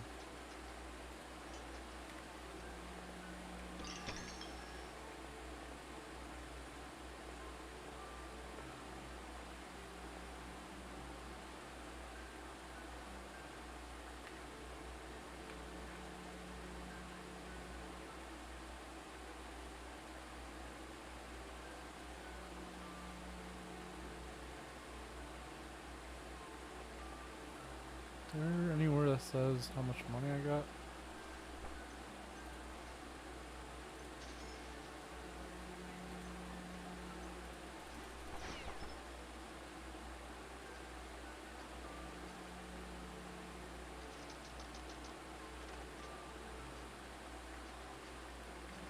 Okay, so I actually have armor on, but not.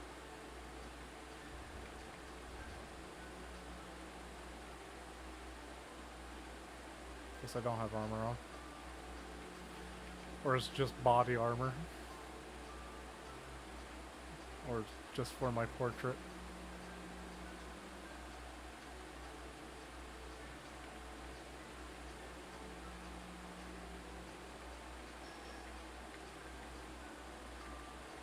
Shot. Oh, okay. It's actually someone in the shotgunner armor.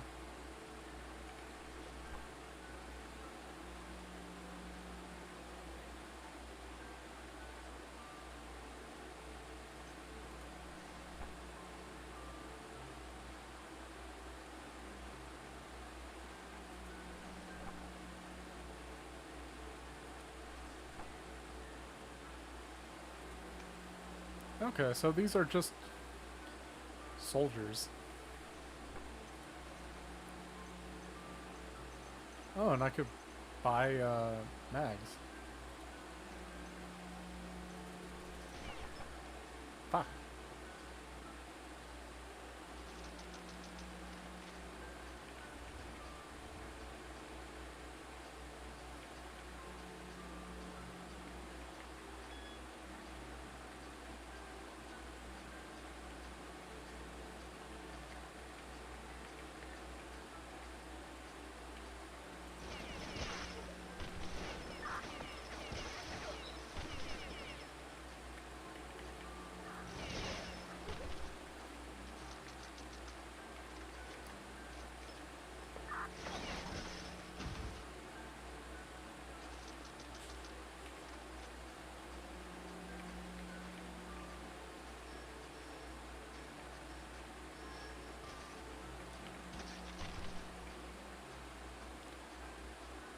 I like the little chibi thing.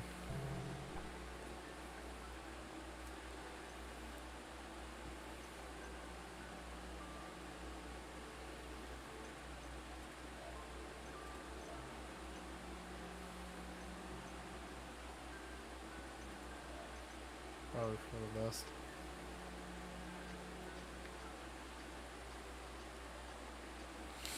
Because I'm actually using this more frequently.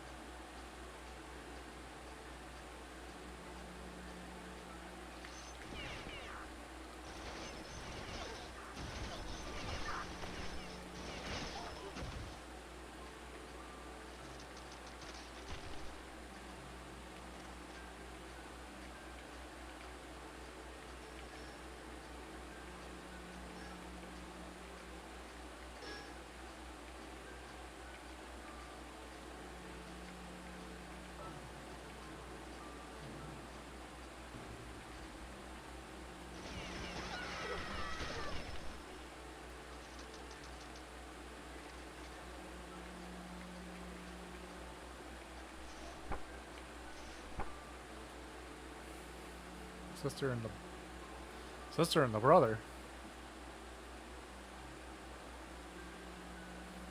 Wait, was the the person, I thought that was a little sister. Was that a brother? Or is that a different character? I'm confused.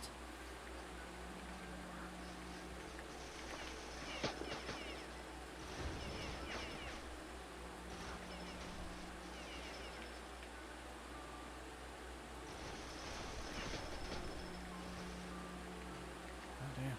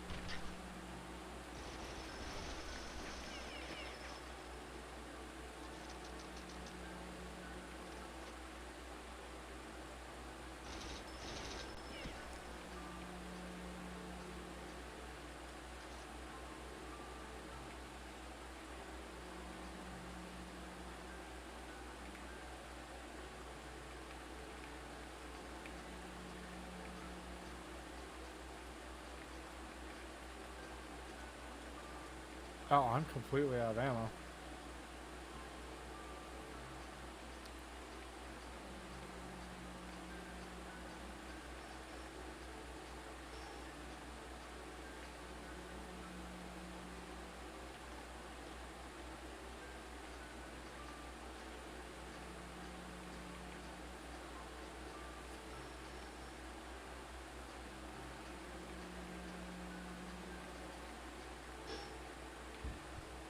Oh shit, that's not what I wanted to do.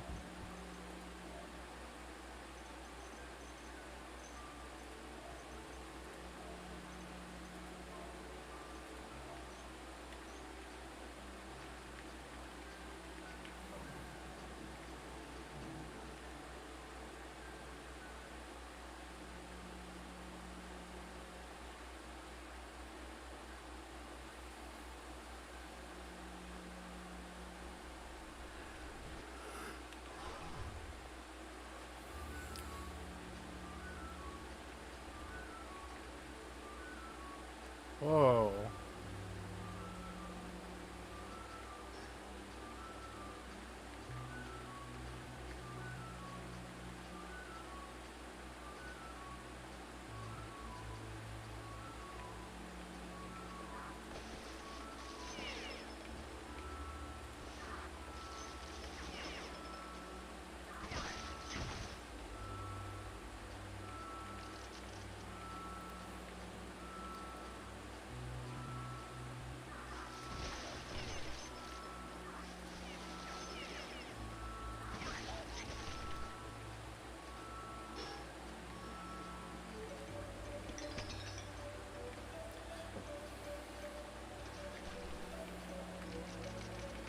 Man, this sounds very oddly cheerful.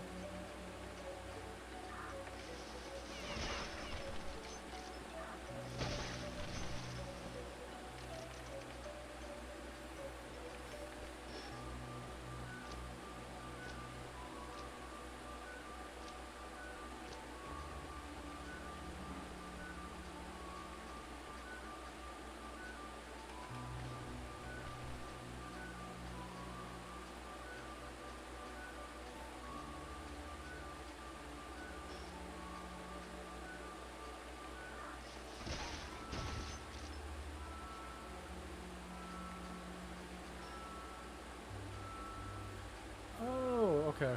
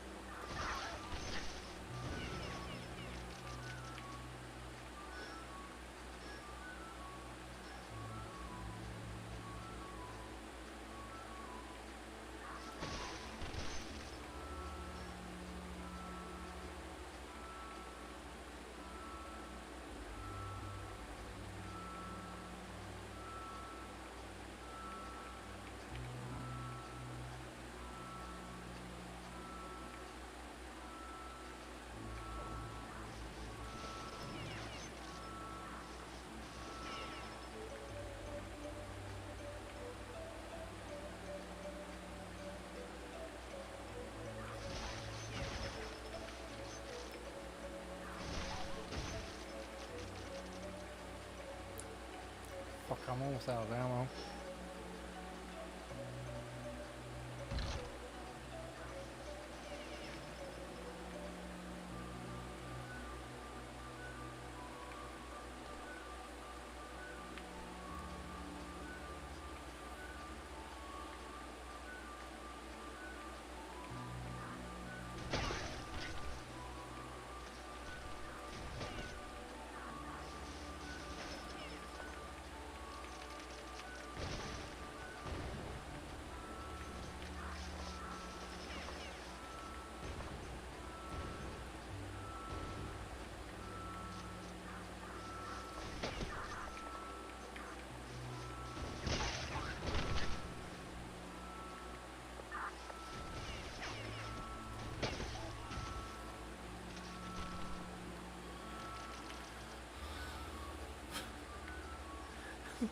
This is really cheerful and calm music.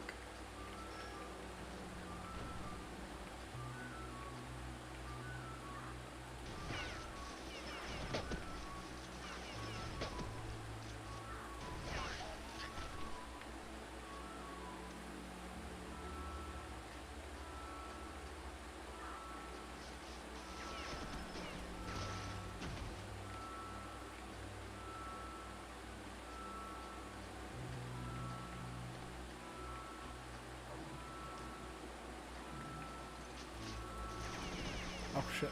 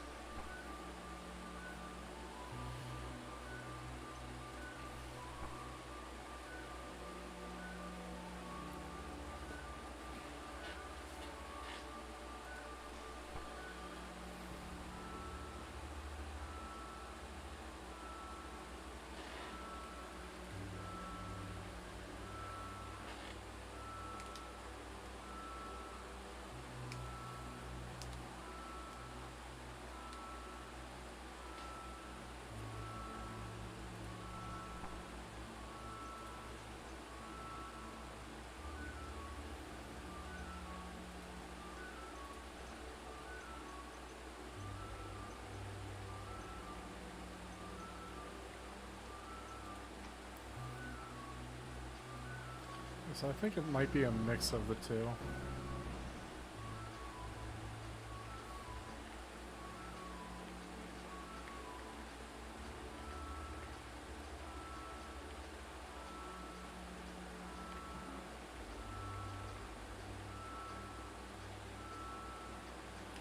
So I don't think you're being purely replaced.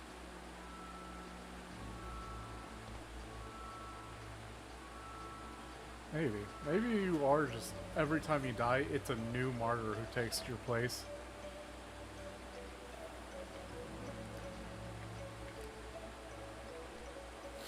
Instead of a,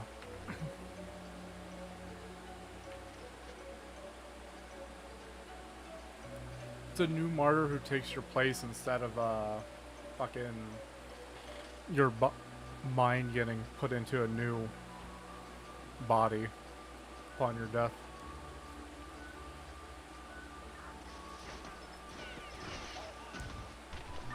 Oh shit.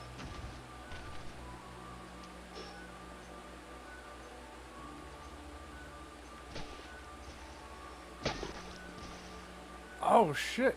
Fucking suicide bombed.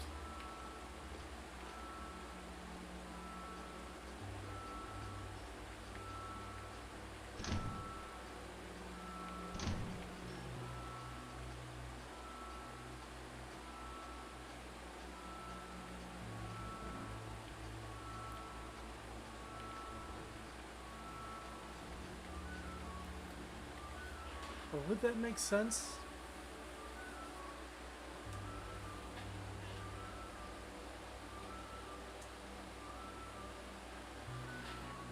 Considering, like, it does seem like your character is is acknowledged as a specific character.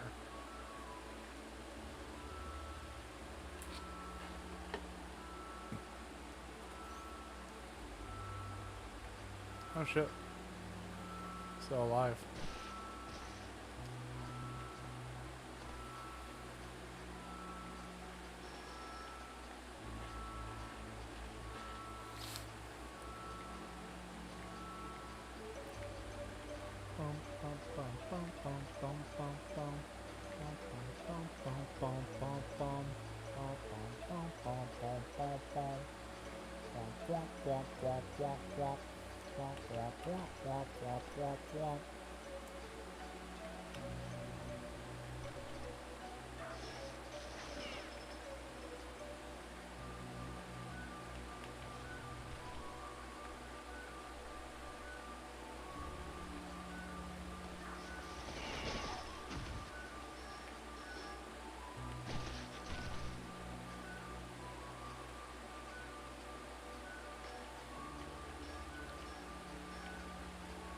I will say the gore's very dynamic.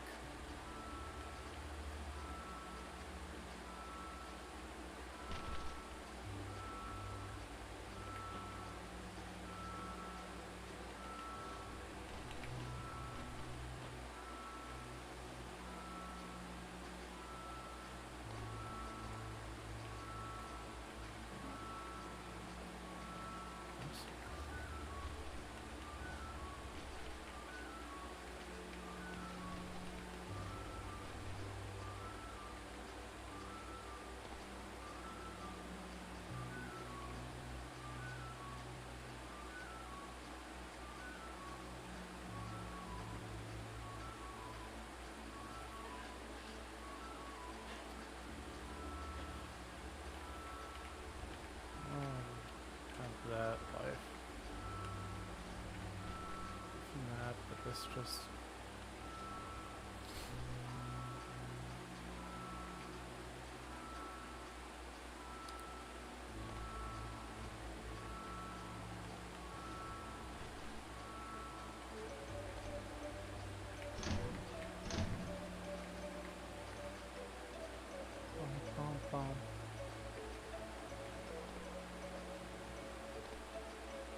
I'm supposed to go down here.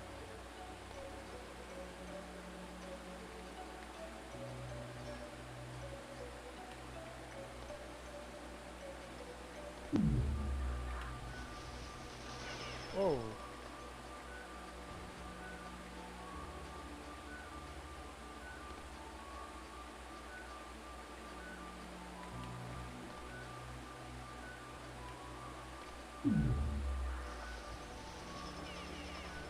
Okay, so I don't think I can make it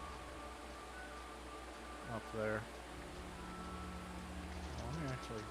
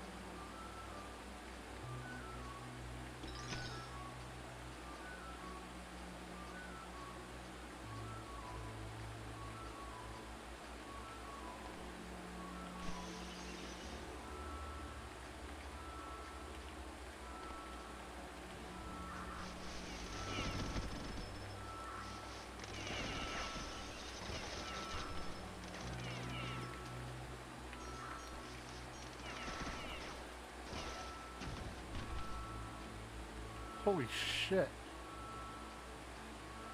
Those stealth suits are brutal.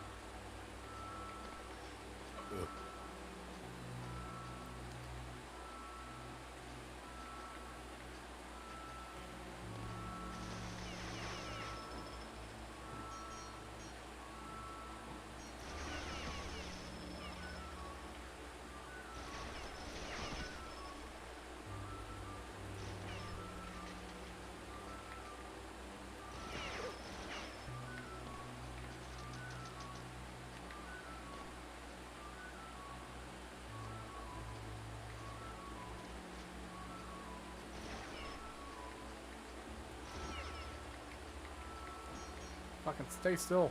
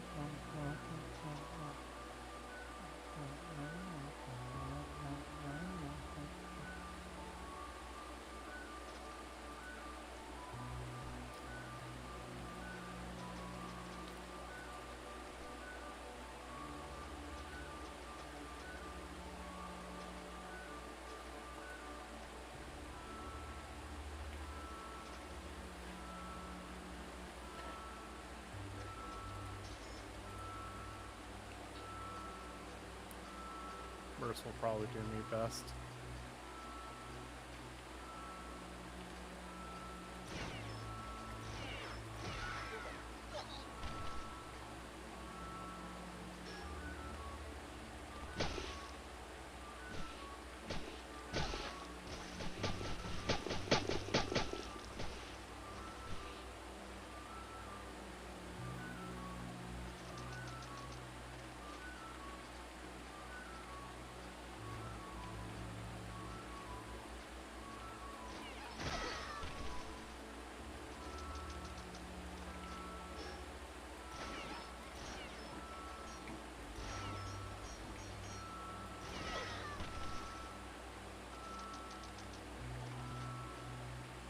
Ooh, I'm almost out of ammo.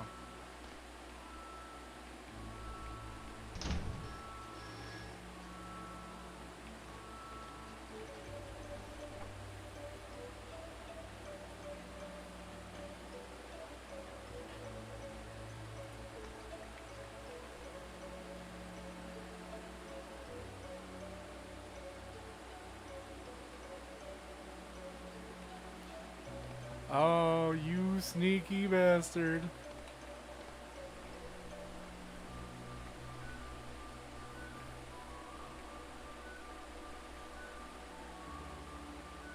Damn, I keep forgetting.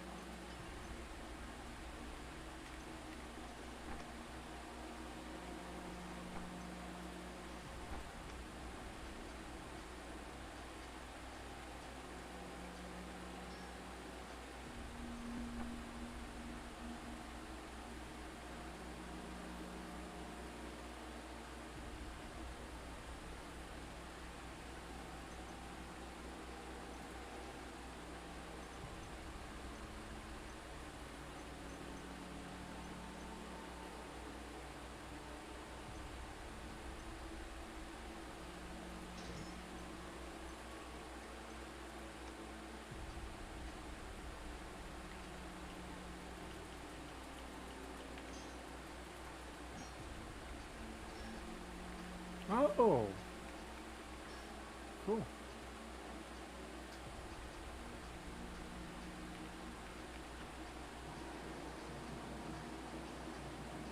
Thank you for the giant machine gun. Or no, it's 50. No, it's a minigun.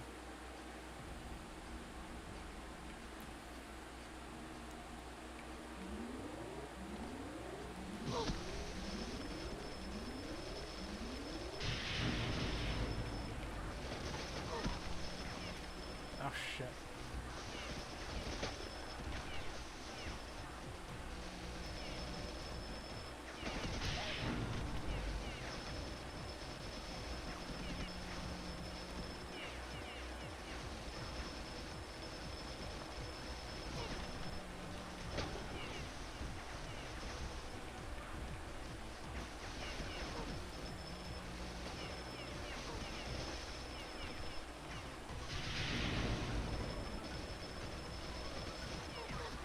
Fuck, they're coming down with like drop pods.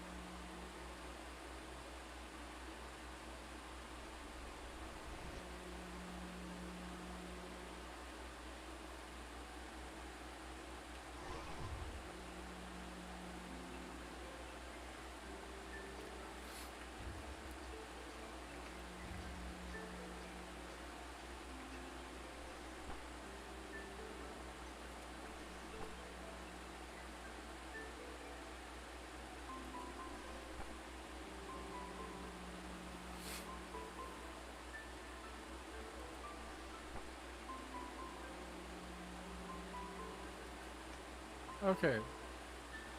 I do think that okay, I do think that when you die, your consciousness gets put into a new body. Because like I said, it seems like your character is a specific character.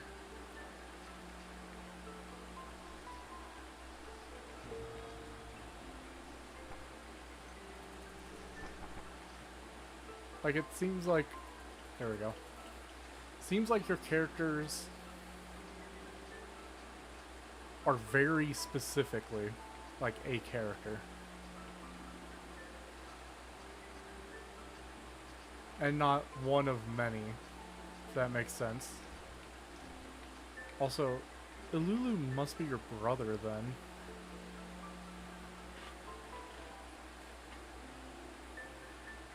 Because the thing was sister and brother. And I'm pretty sure I'm the elder one.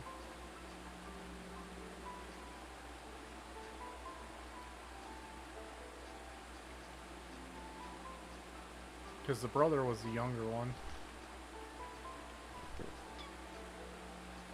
And I'm pretty sure I'm a woman.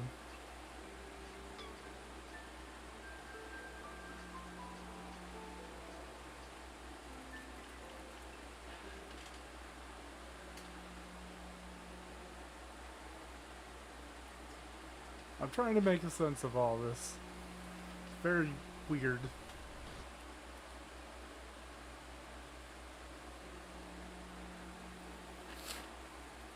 But I think you just have a lot of bodies.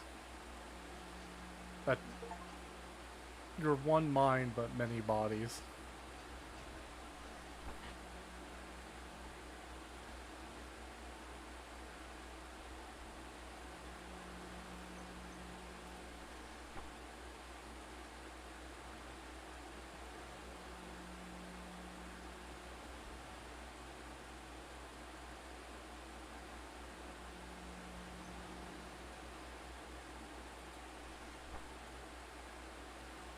Artificial angels.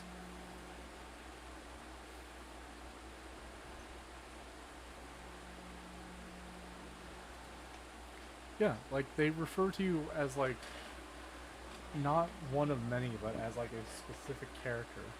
So what must be happening is that your consciousness, when you dies, gets shot over to the next body that's prepared for use.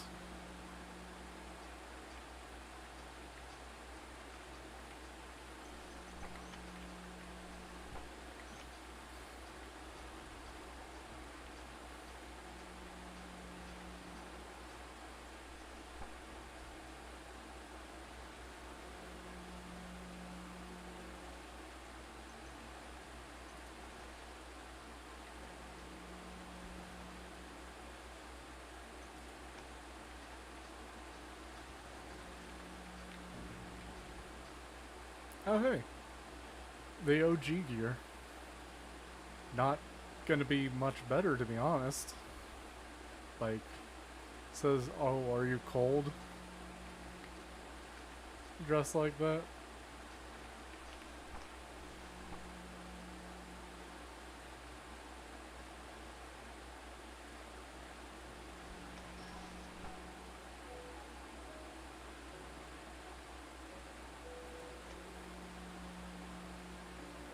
Like, it's... Damn.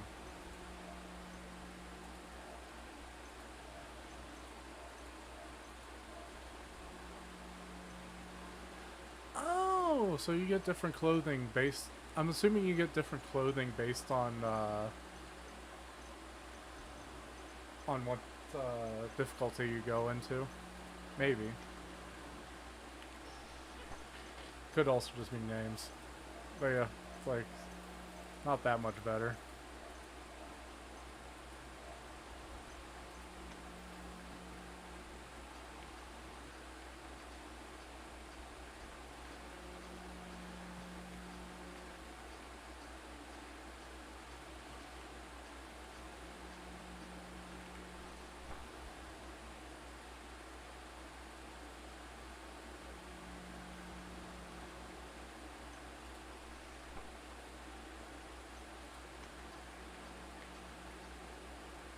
Oh, those are the angels.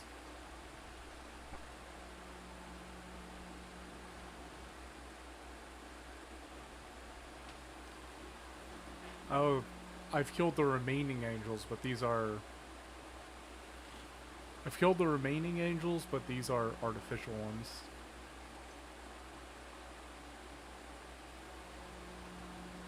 Yeah, like my character specifically killed every one of them.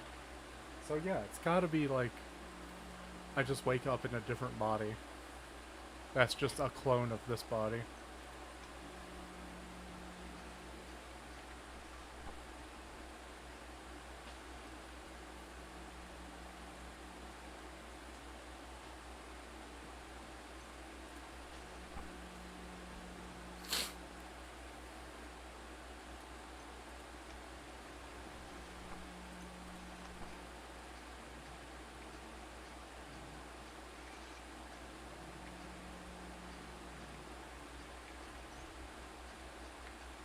Oh, okay, so these are missions I can go back on.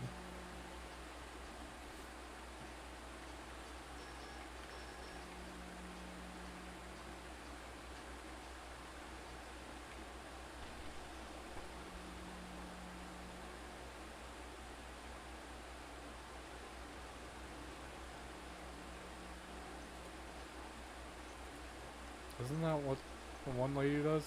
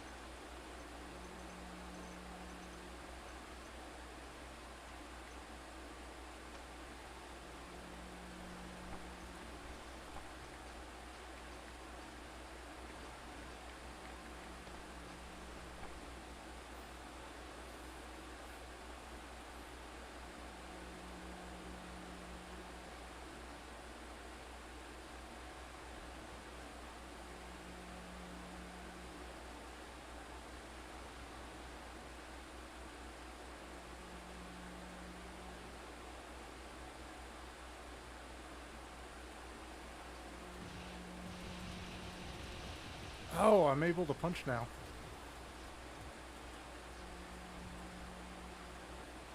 I was only able to snap before.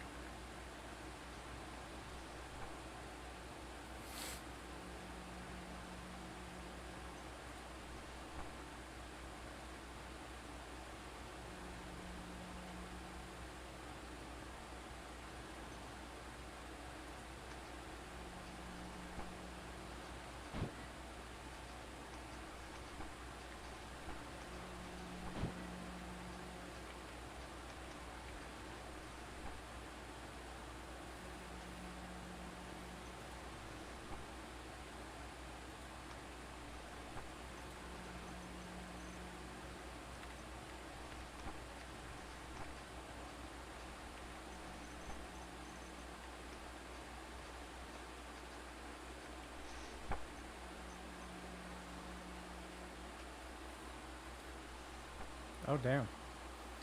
So that's the demon and the angel.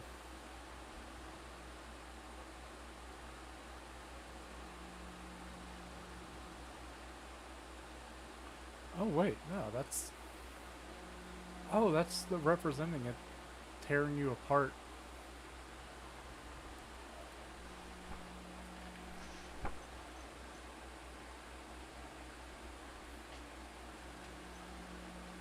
Or maybe not you specifically, but the body parts you're collecting.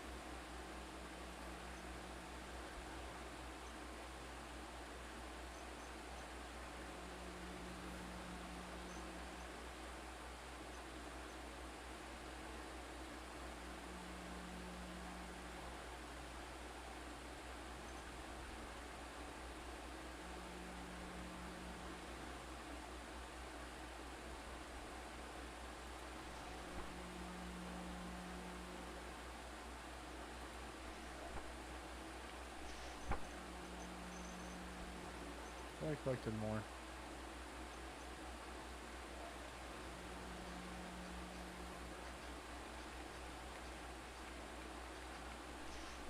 No. Where was it? Yes. Oh, Zone 1 Extra is this. Should I do them in order or... Okay, let's go. Extra...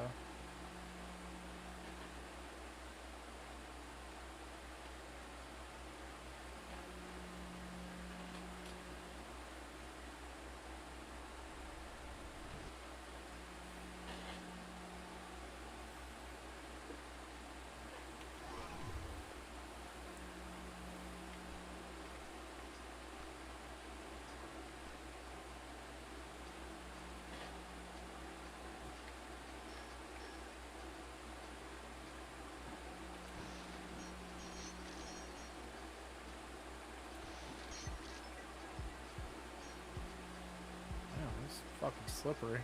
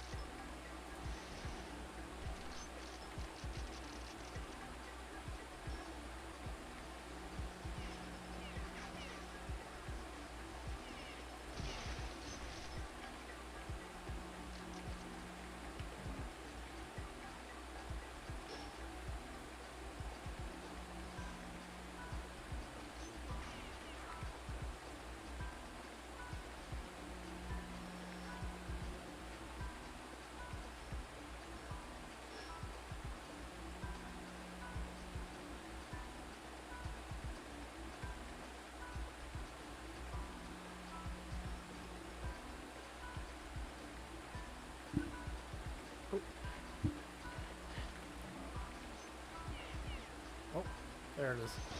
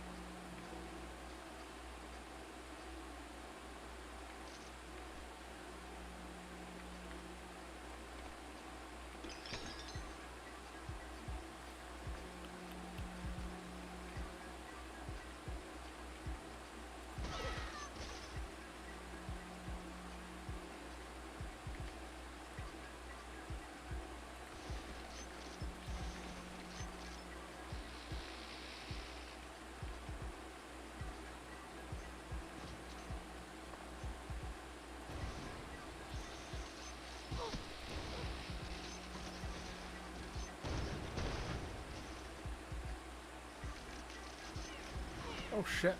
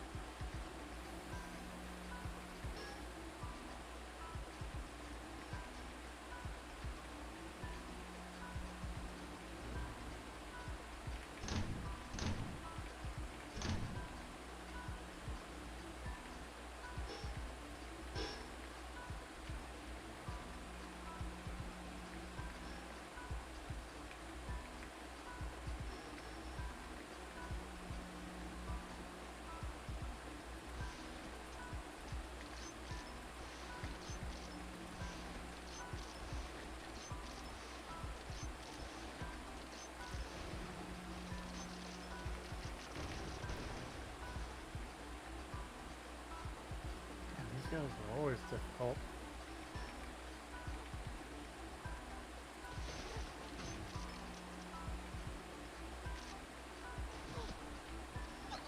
Oh shit.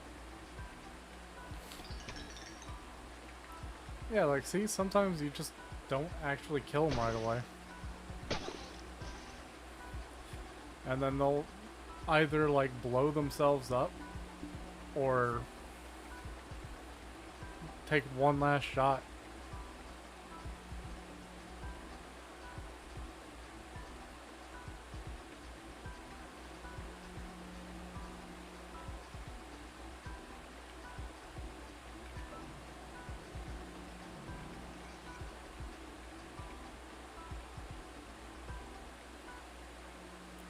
It's actually pretty interesting.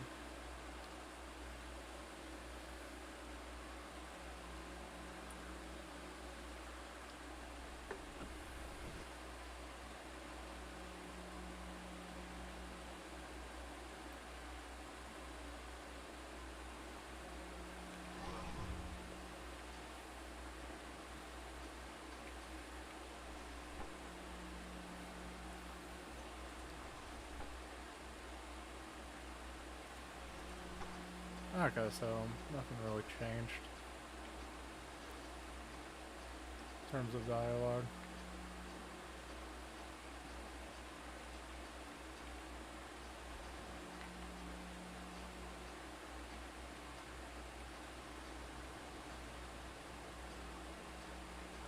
Oh, new dialogue.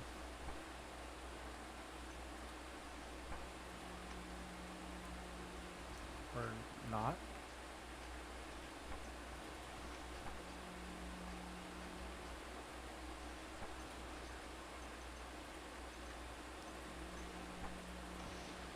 Oh, God damn it.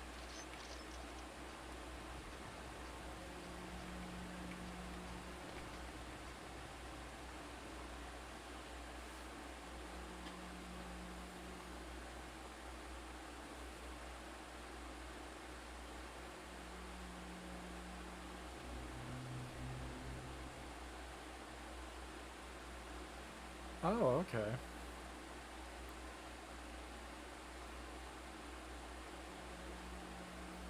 Wait, what? Does that imply that my character is a demon?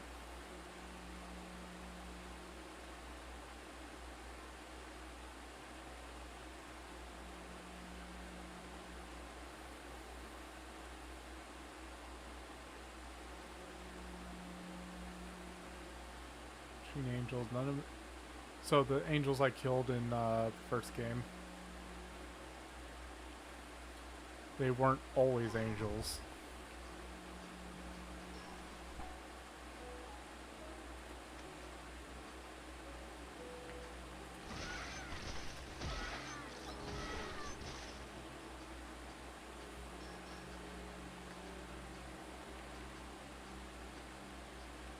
Oh, so it started off with like the OG music and then went to like a creepy soundtrack. I hate these fucking spiders. Oh, there's another one over here.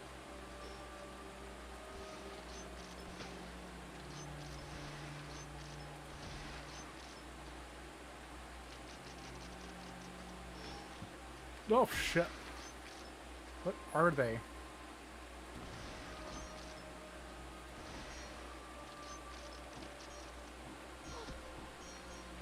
What? Where am I getting fucking shot at?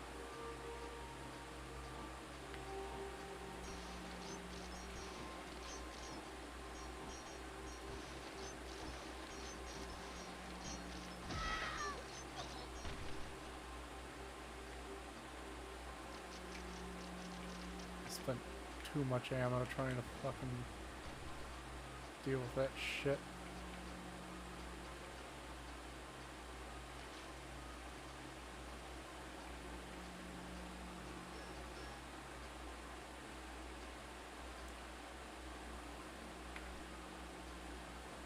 It's already kind of...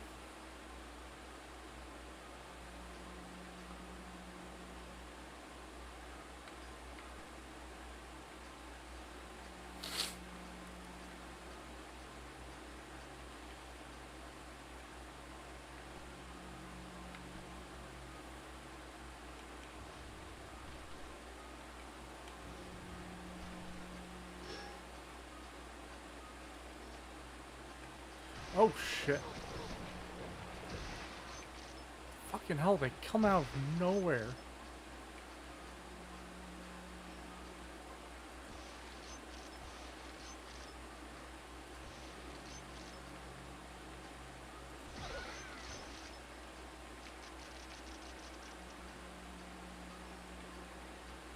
Fucking hate those things.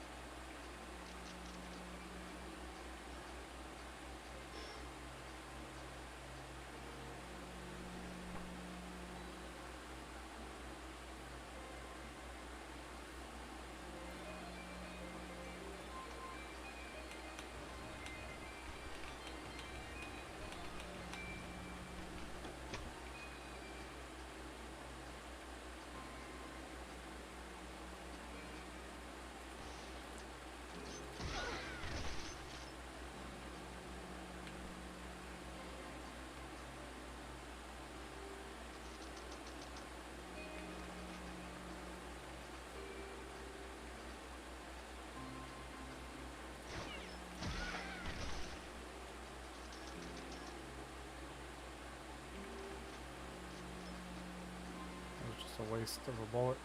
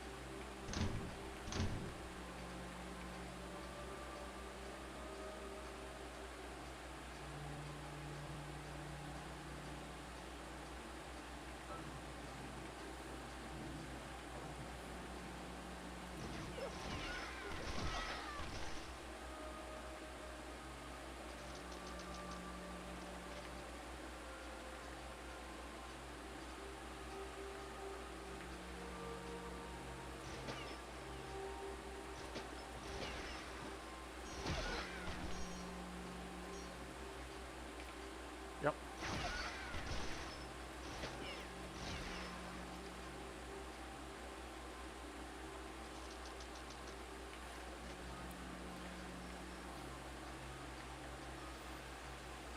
Fuck.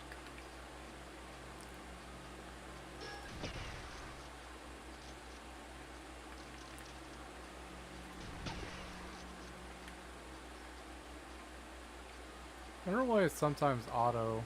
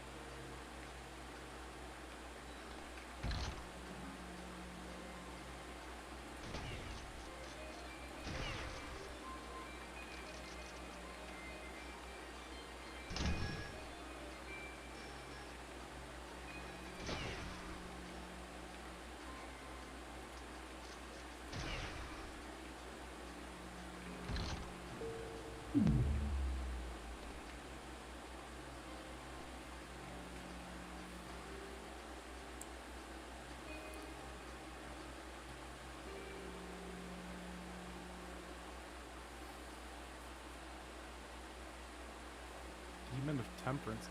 Hold on. I just realized something. The angels were representing sins, and the demons are representing values or virtues.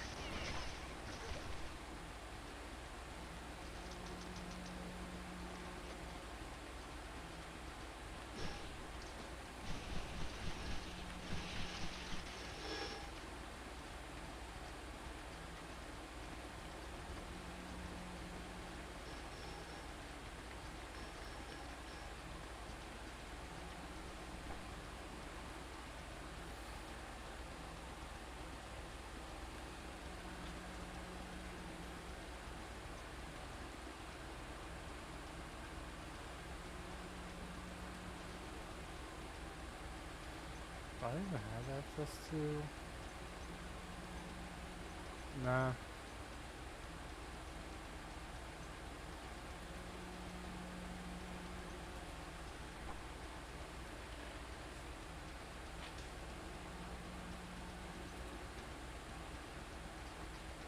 Lock and Lord.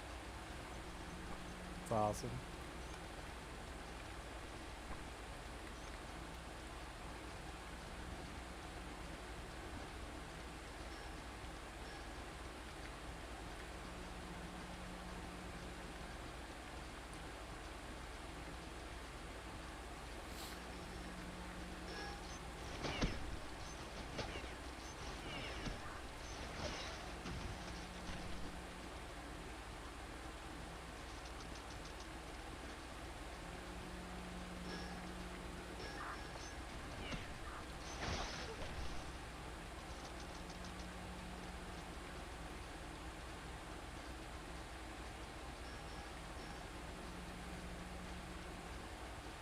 Oh, I was getting flechette ammo. I haven't gotten a flechette or an SMG yet. Is it around here? Oh.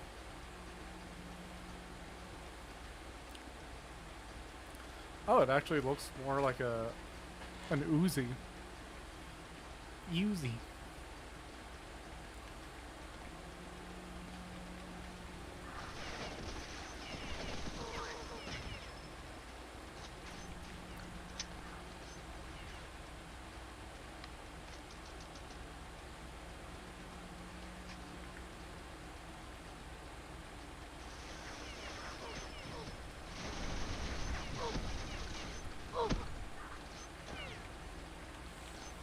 Fuck.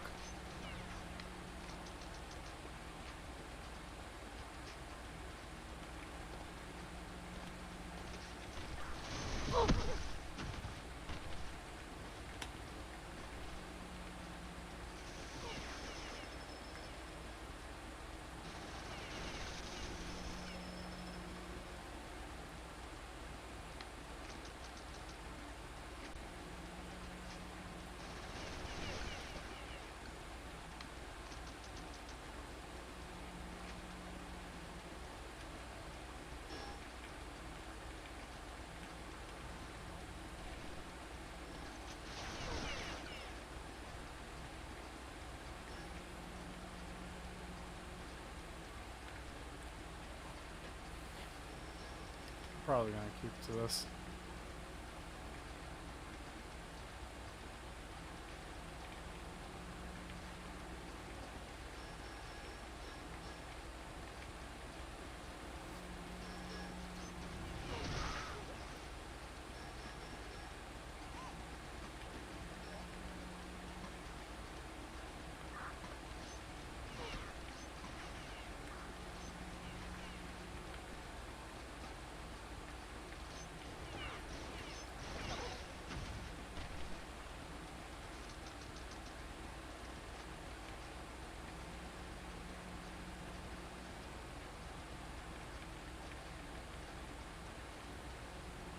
Oh, what the fuck?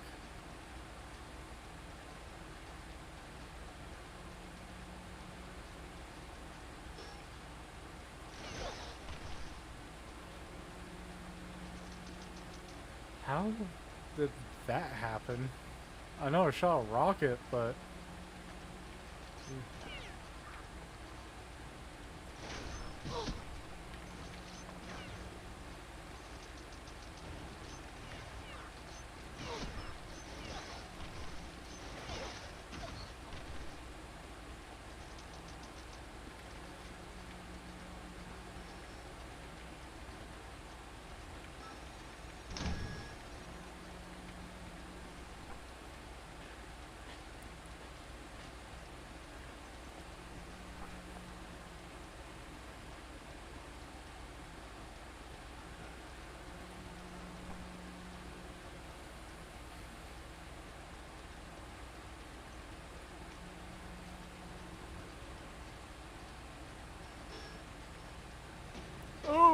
Okay.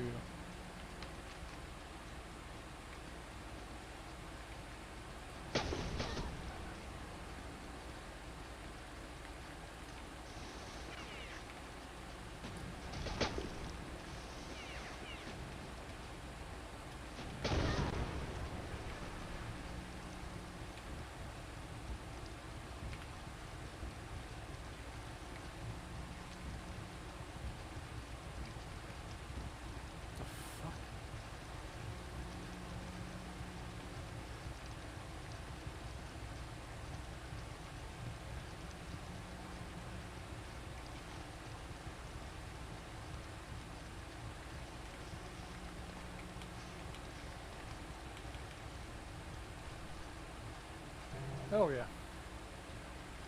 Wait, didn't I have pride?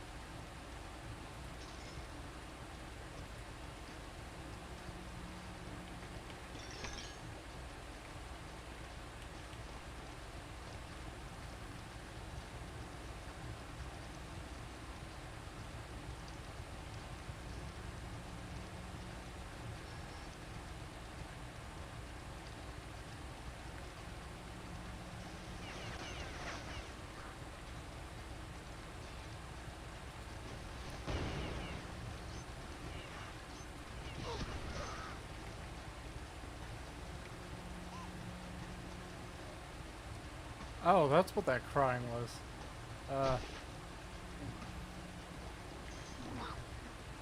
Ugh. God. Jesus. Alright. That was fucking brutal.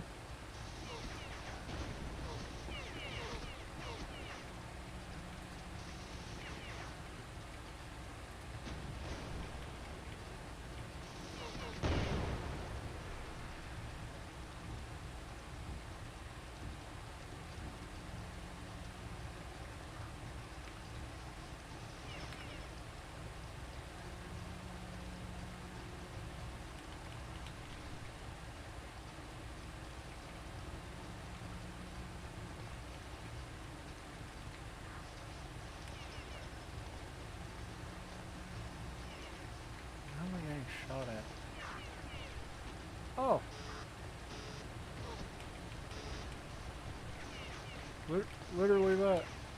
Okay.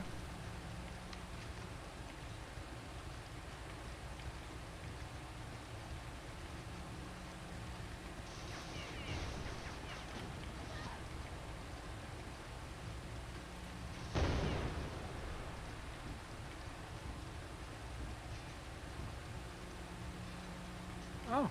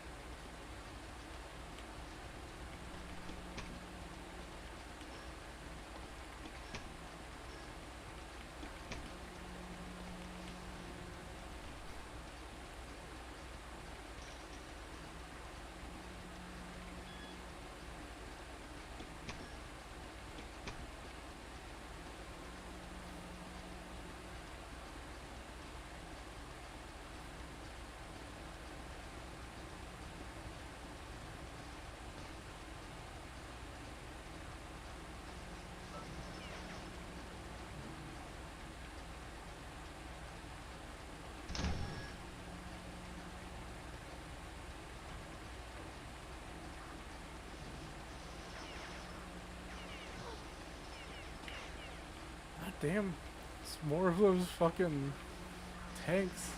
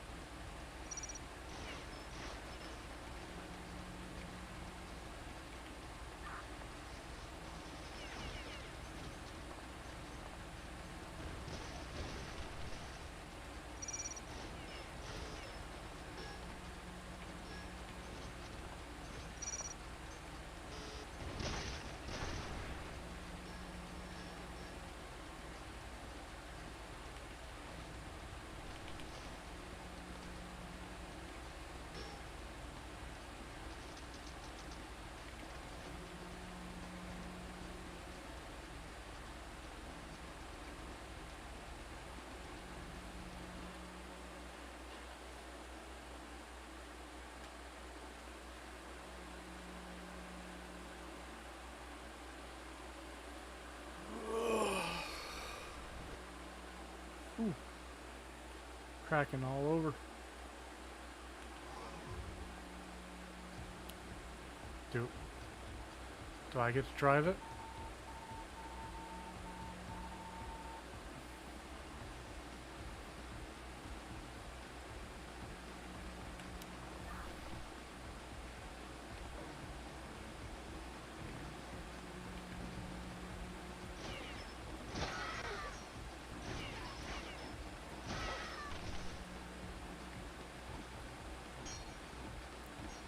Oh shit.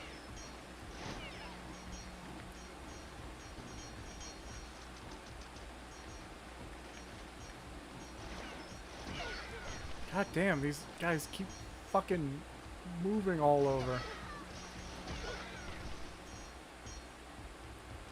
They're much harder to deal with than before. Before they could barely move, they just kind of stood still and let you fucking shoot them. These guys are like constantly moving.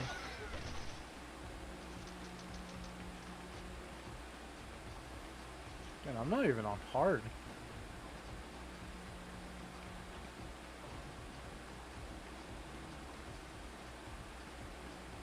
I'm on fucking medium.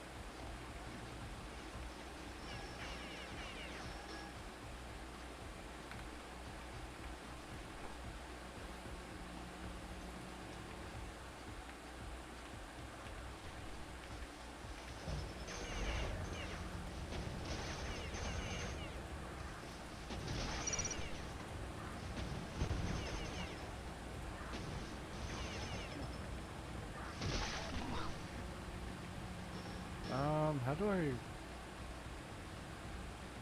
use all the weaponry?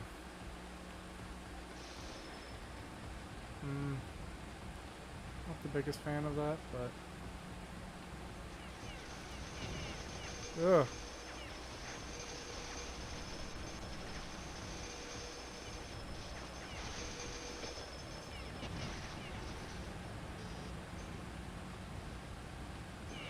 Ugh. I'm not gonna lie, this makes me a little bit queasy.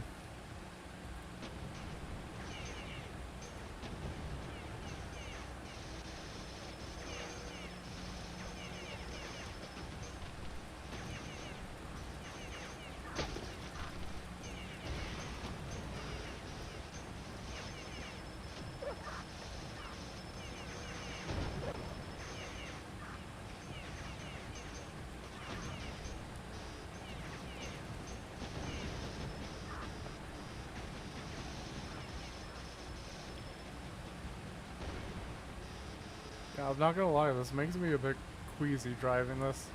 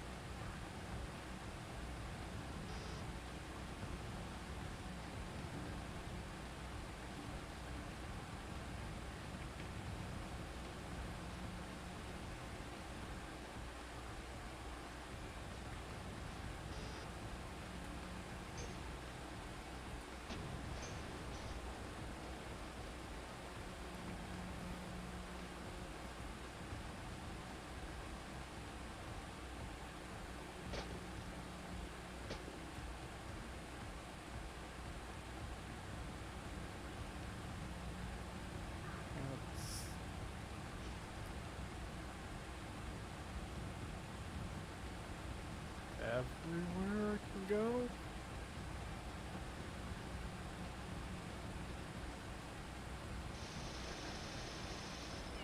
Yeah. So I think so for now. The oh, that was fucking cheese.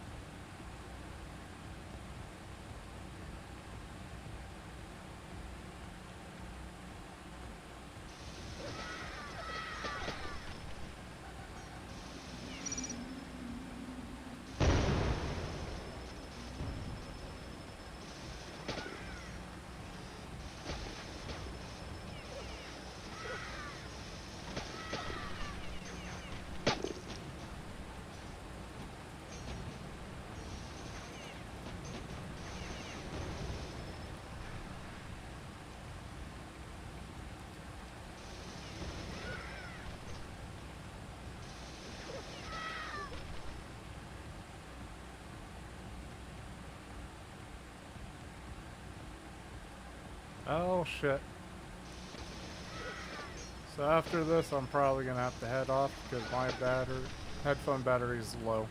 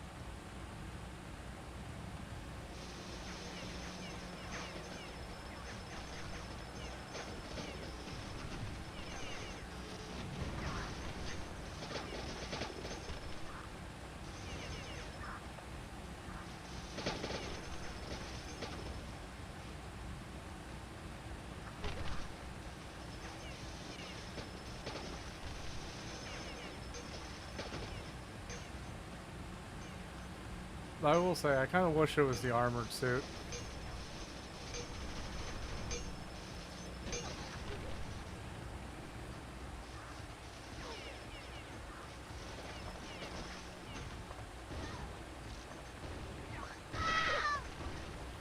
Where do they come from?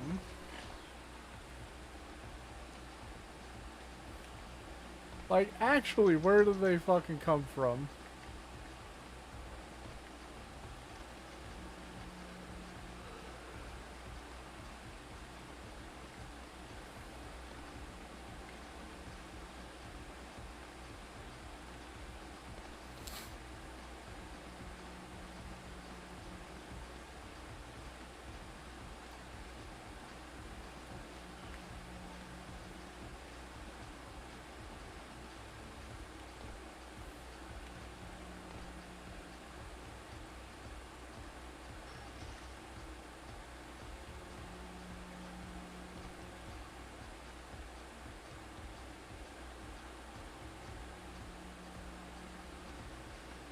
Wish it got showed the armor on your character.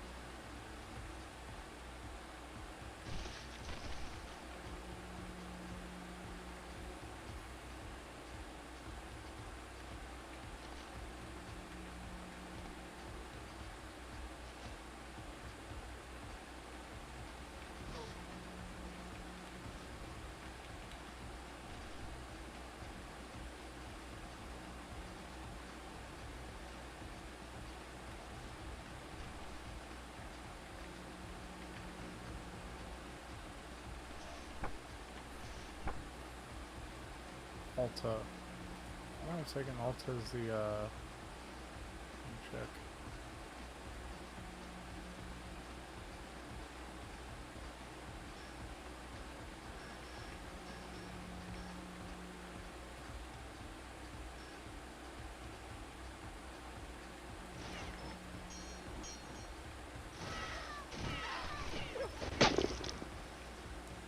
Ow, my ears.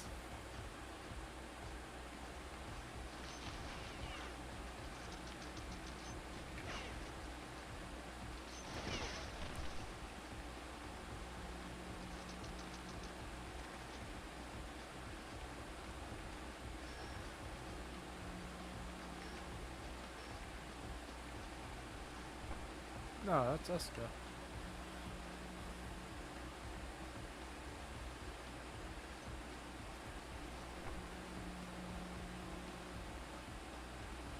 Oh, so that was Tuco. Tycho. So that was Tycho.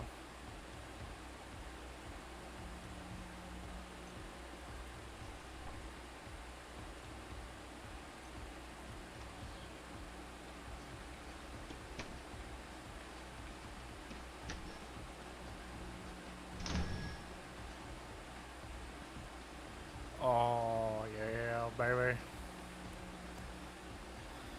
Oh, shit. Wait, hold on. It's got the laser emitter now.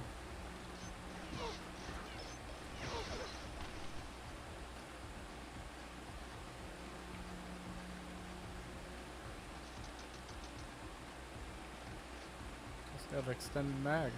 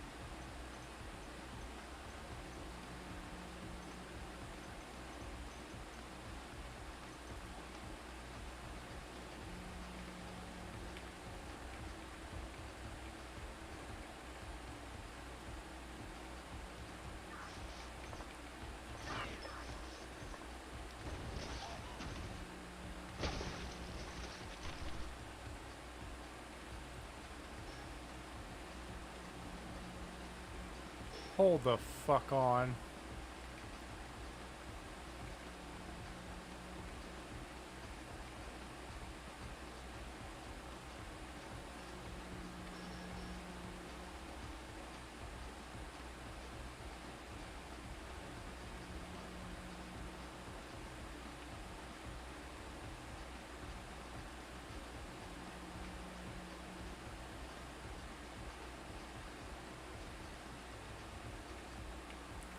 Is this damn thing the entire time?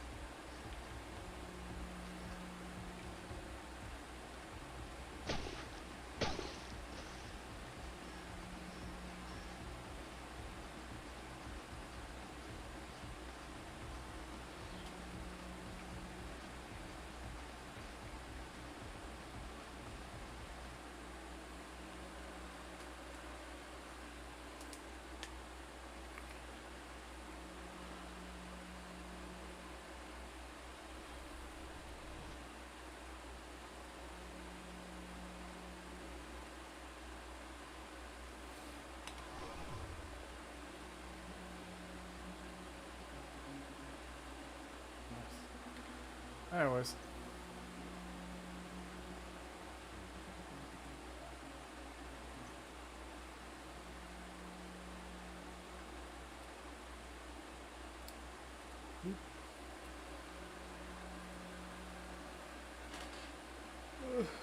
Oh, my headphones are about to die. So that means I will need to sign off. Yeah.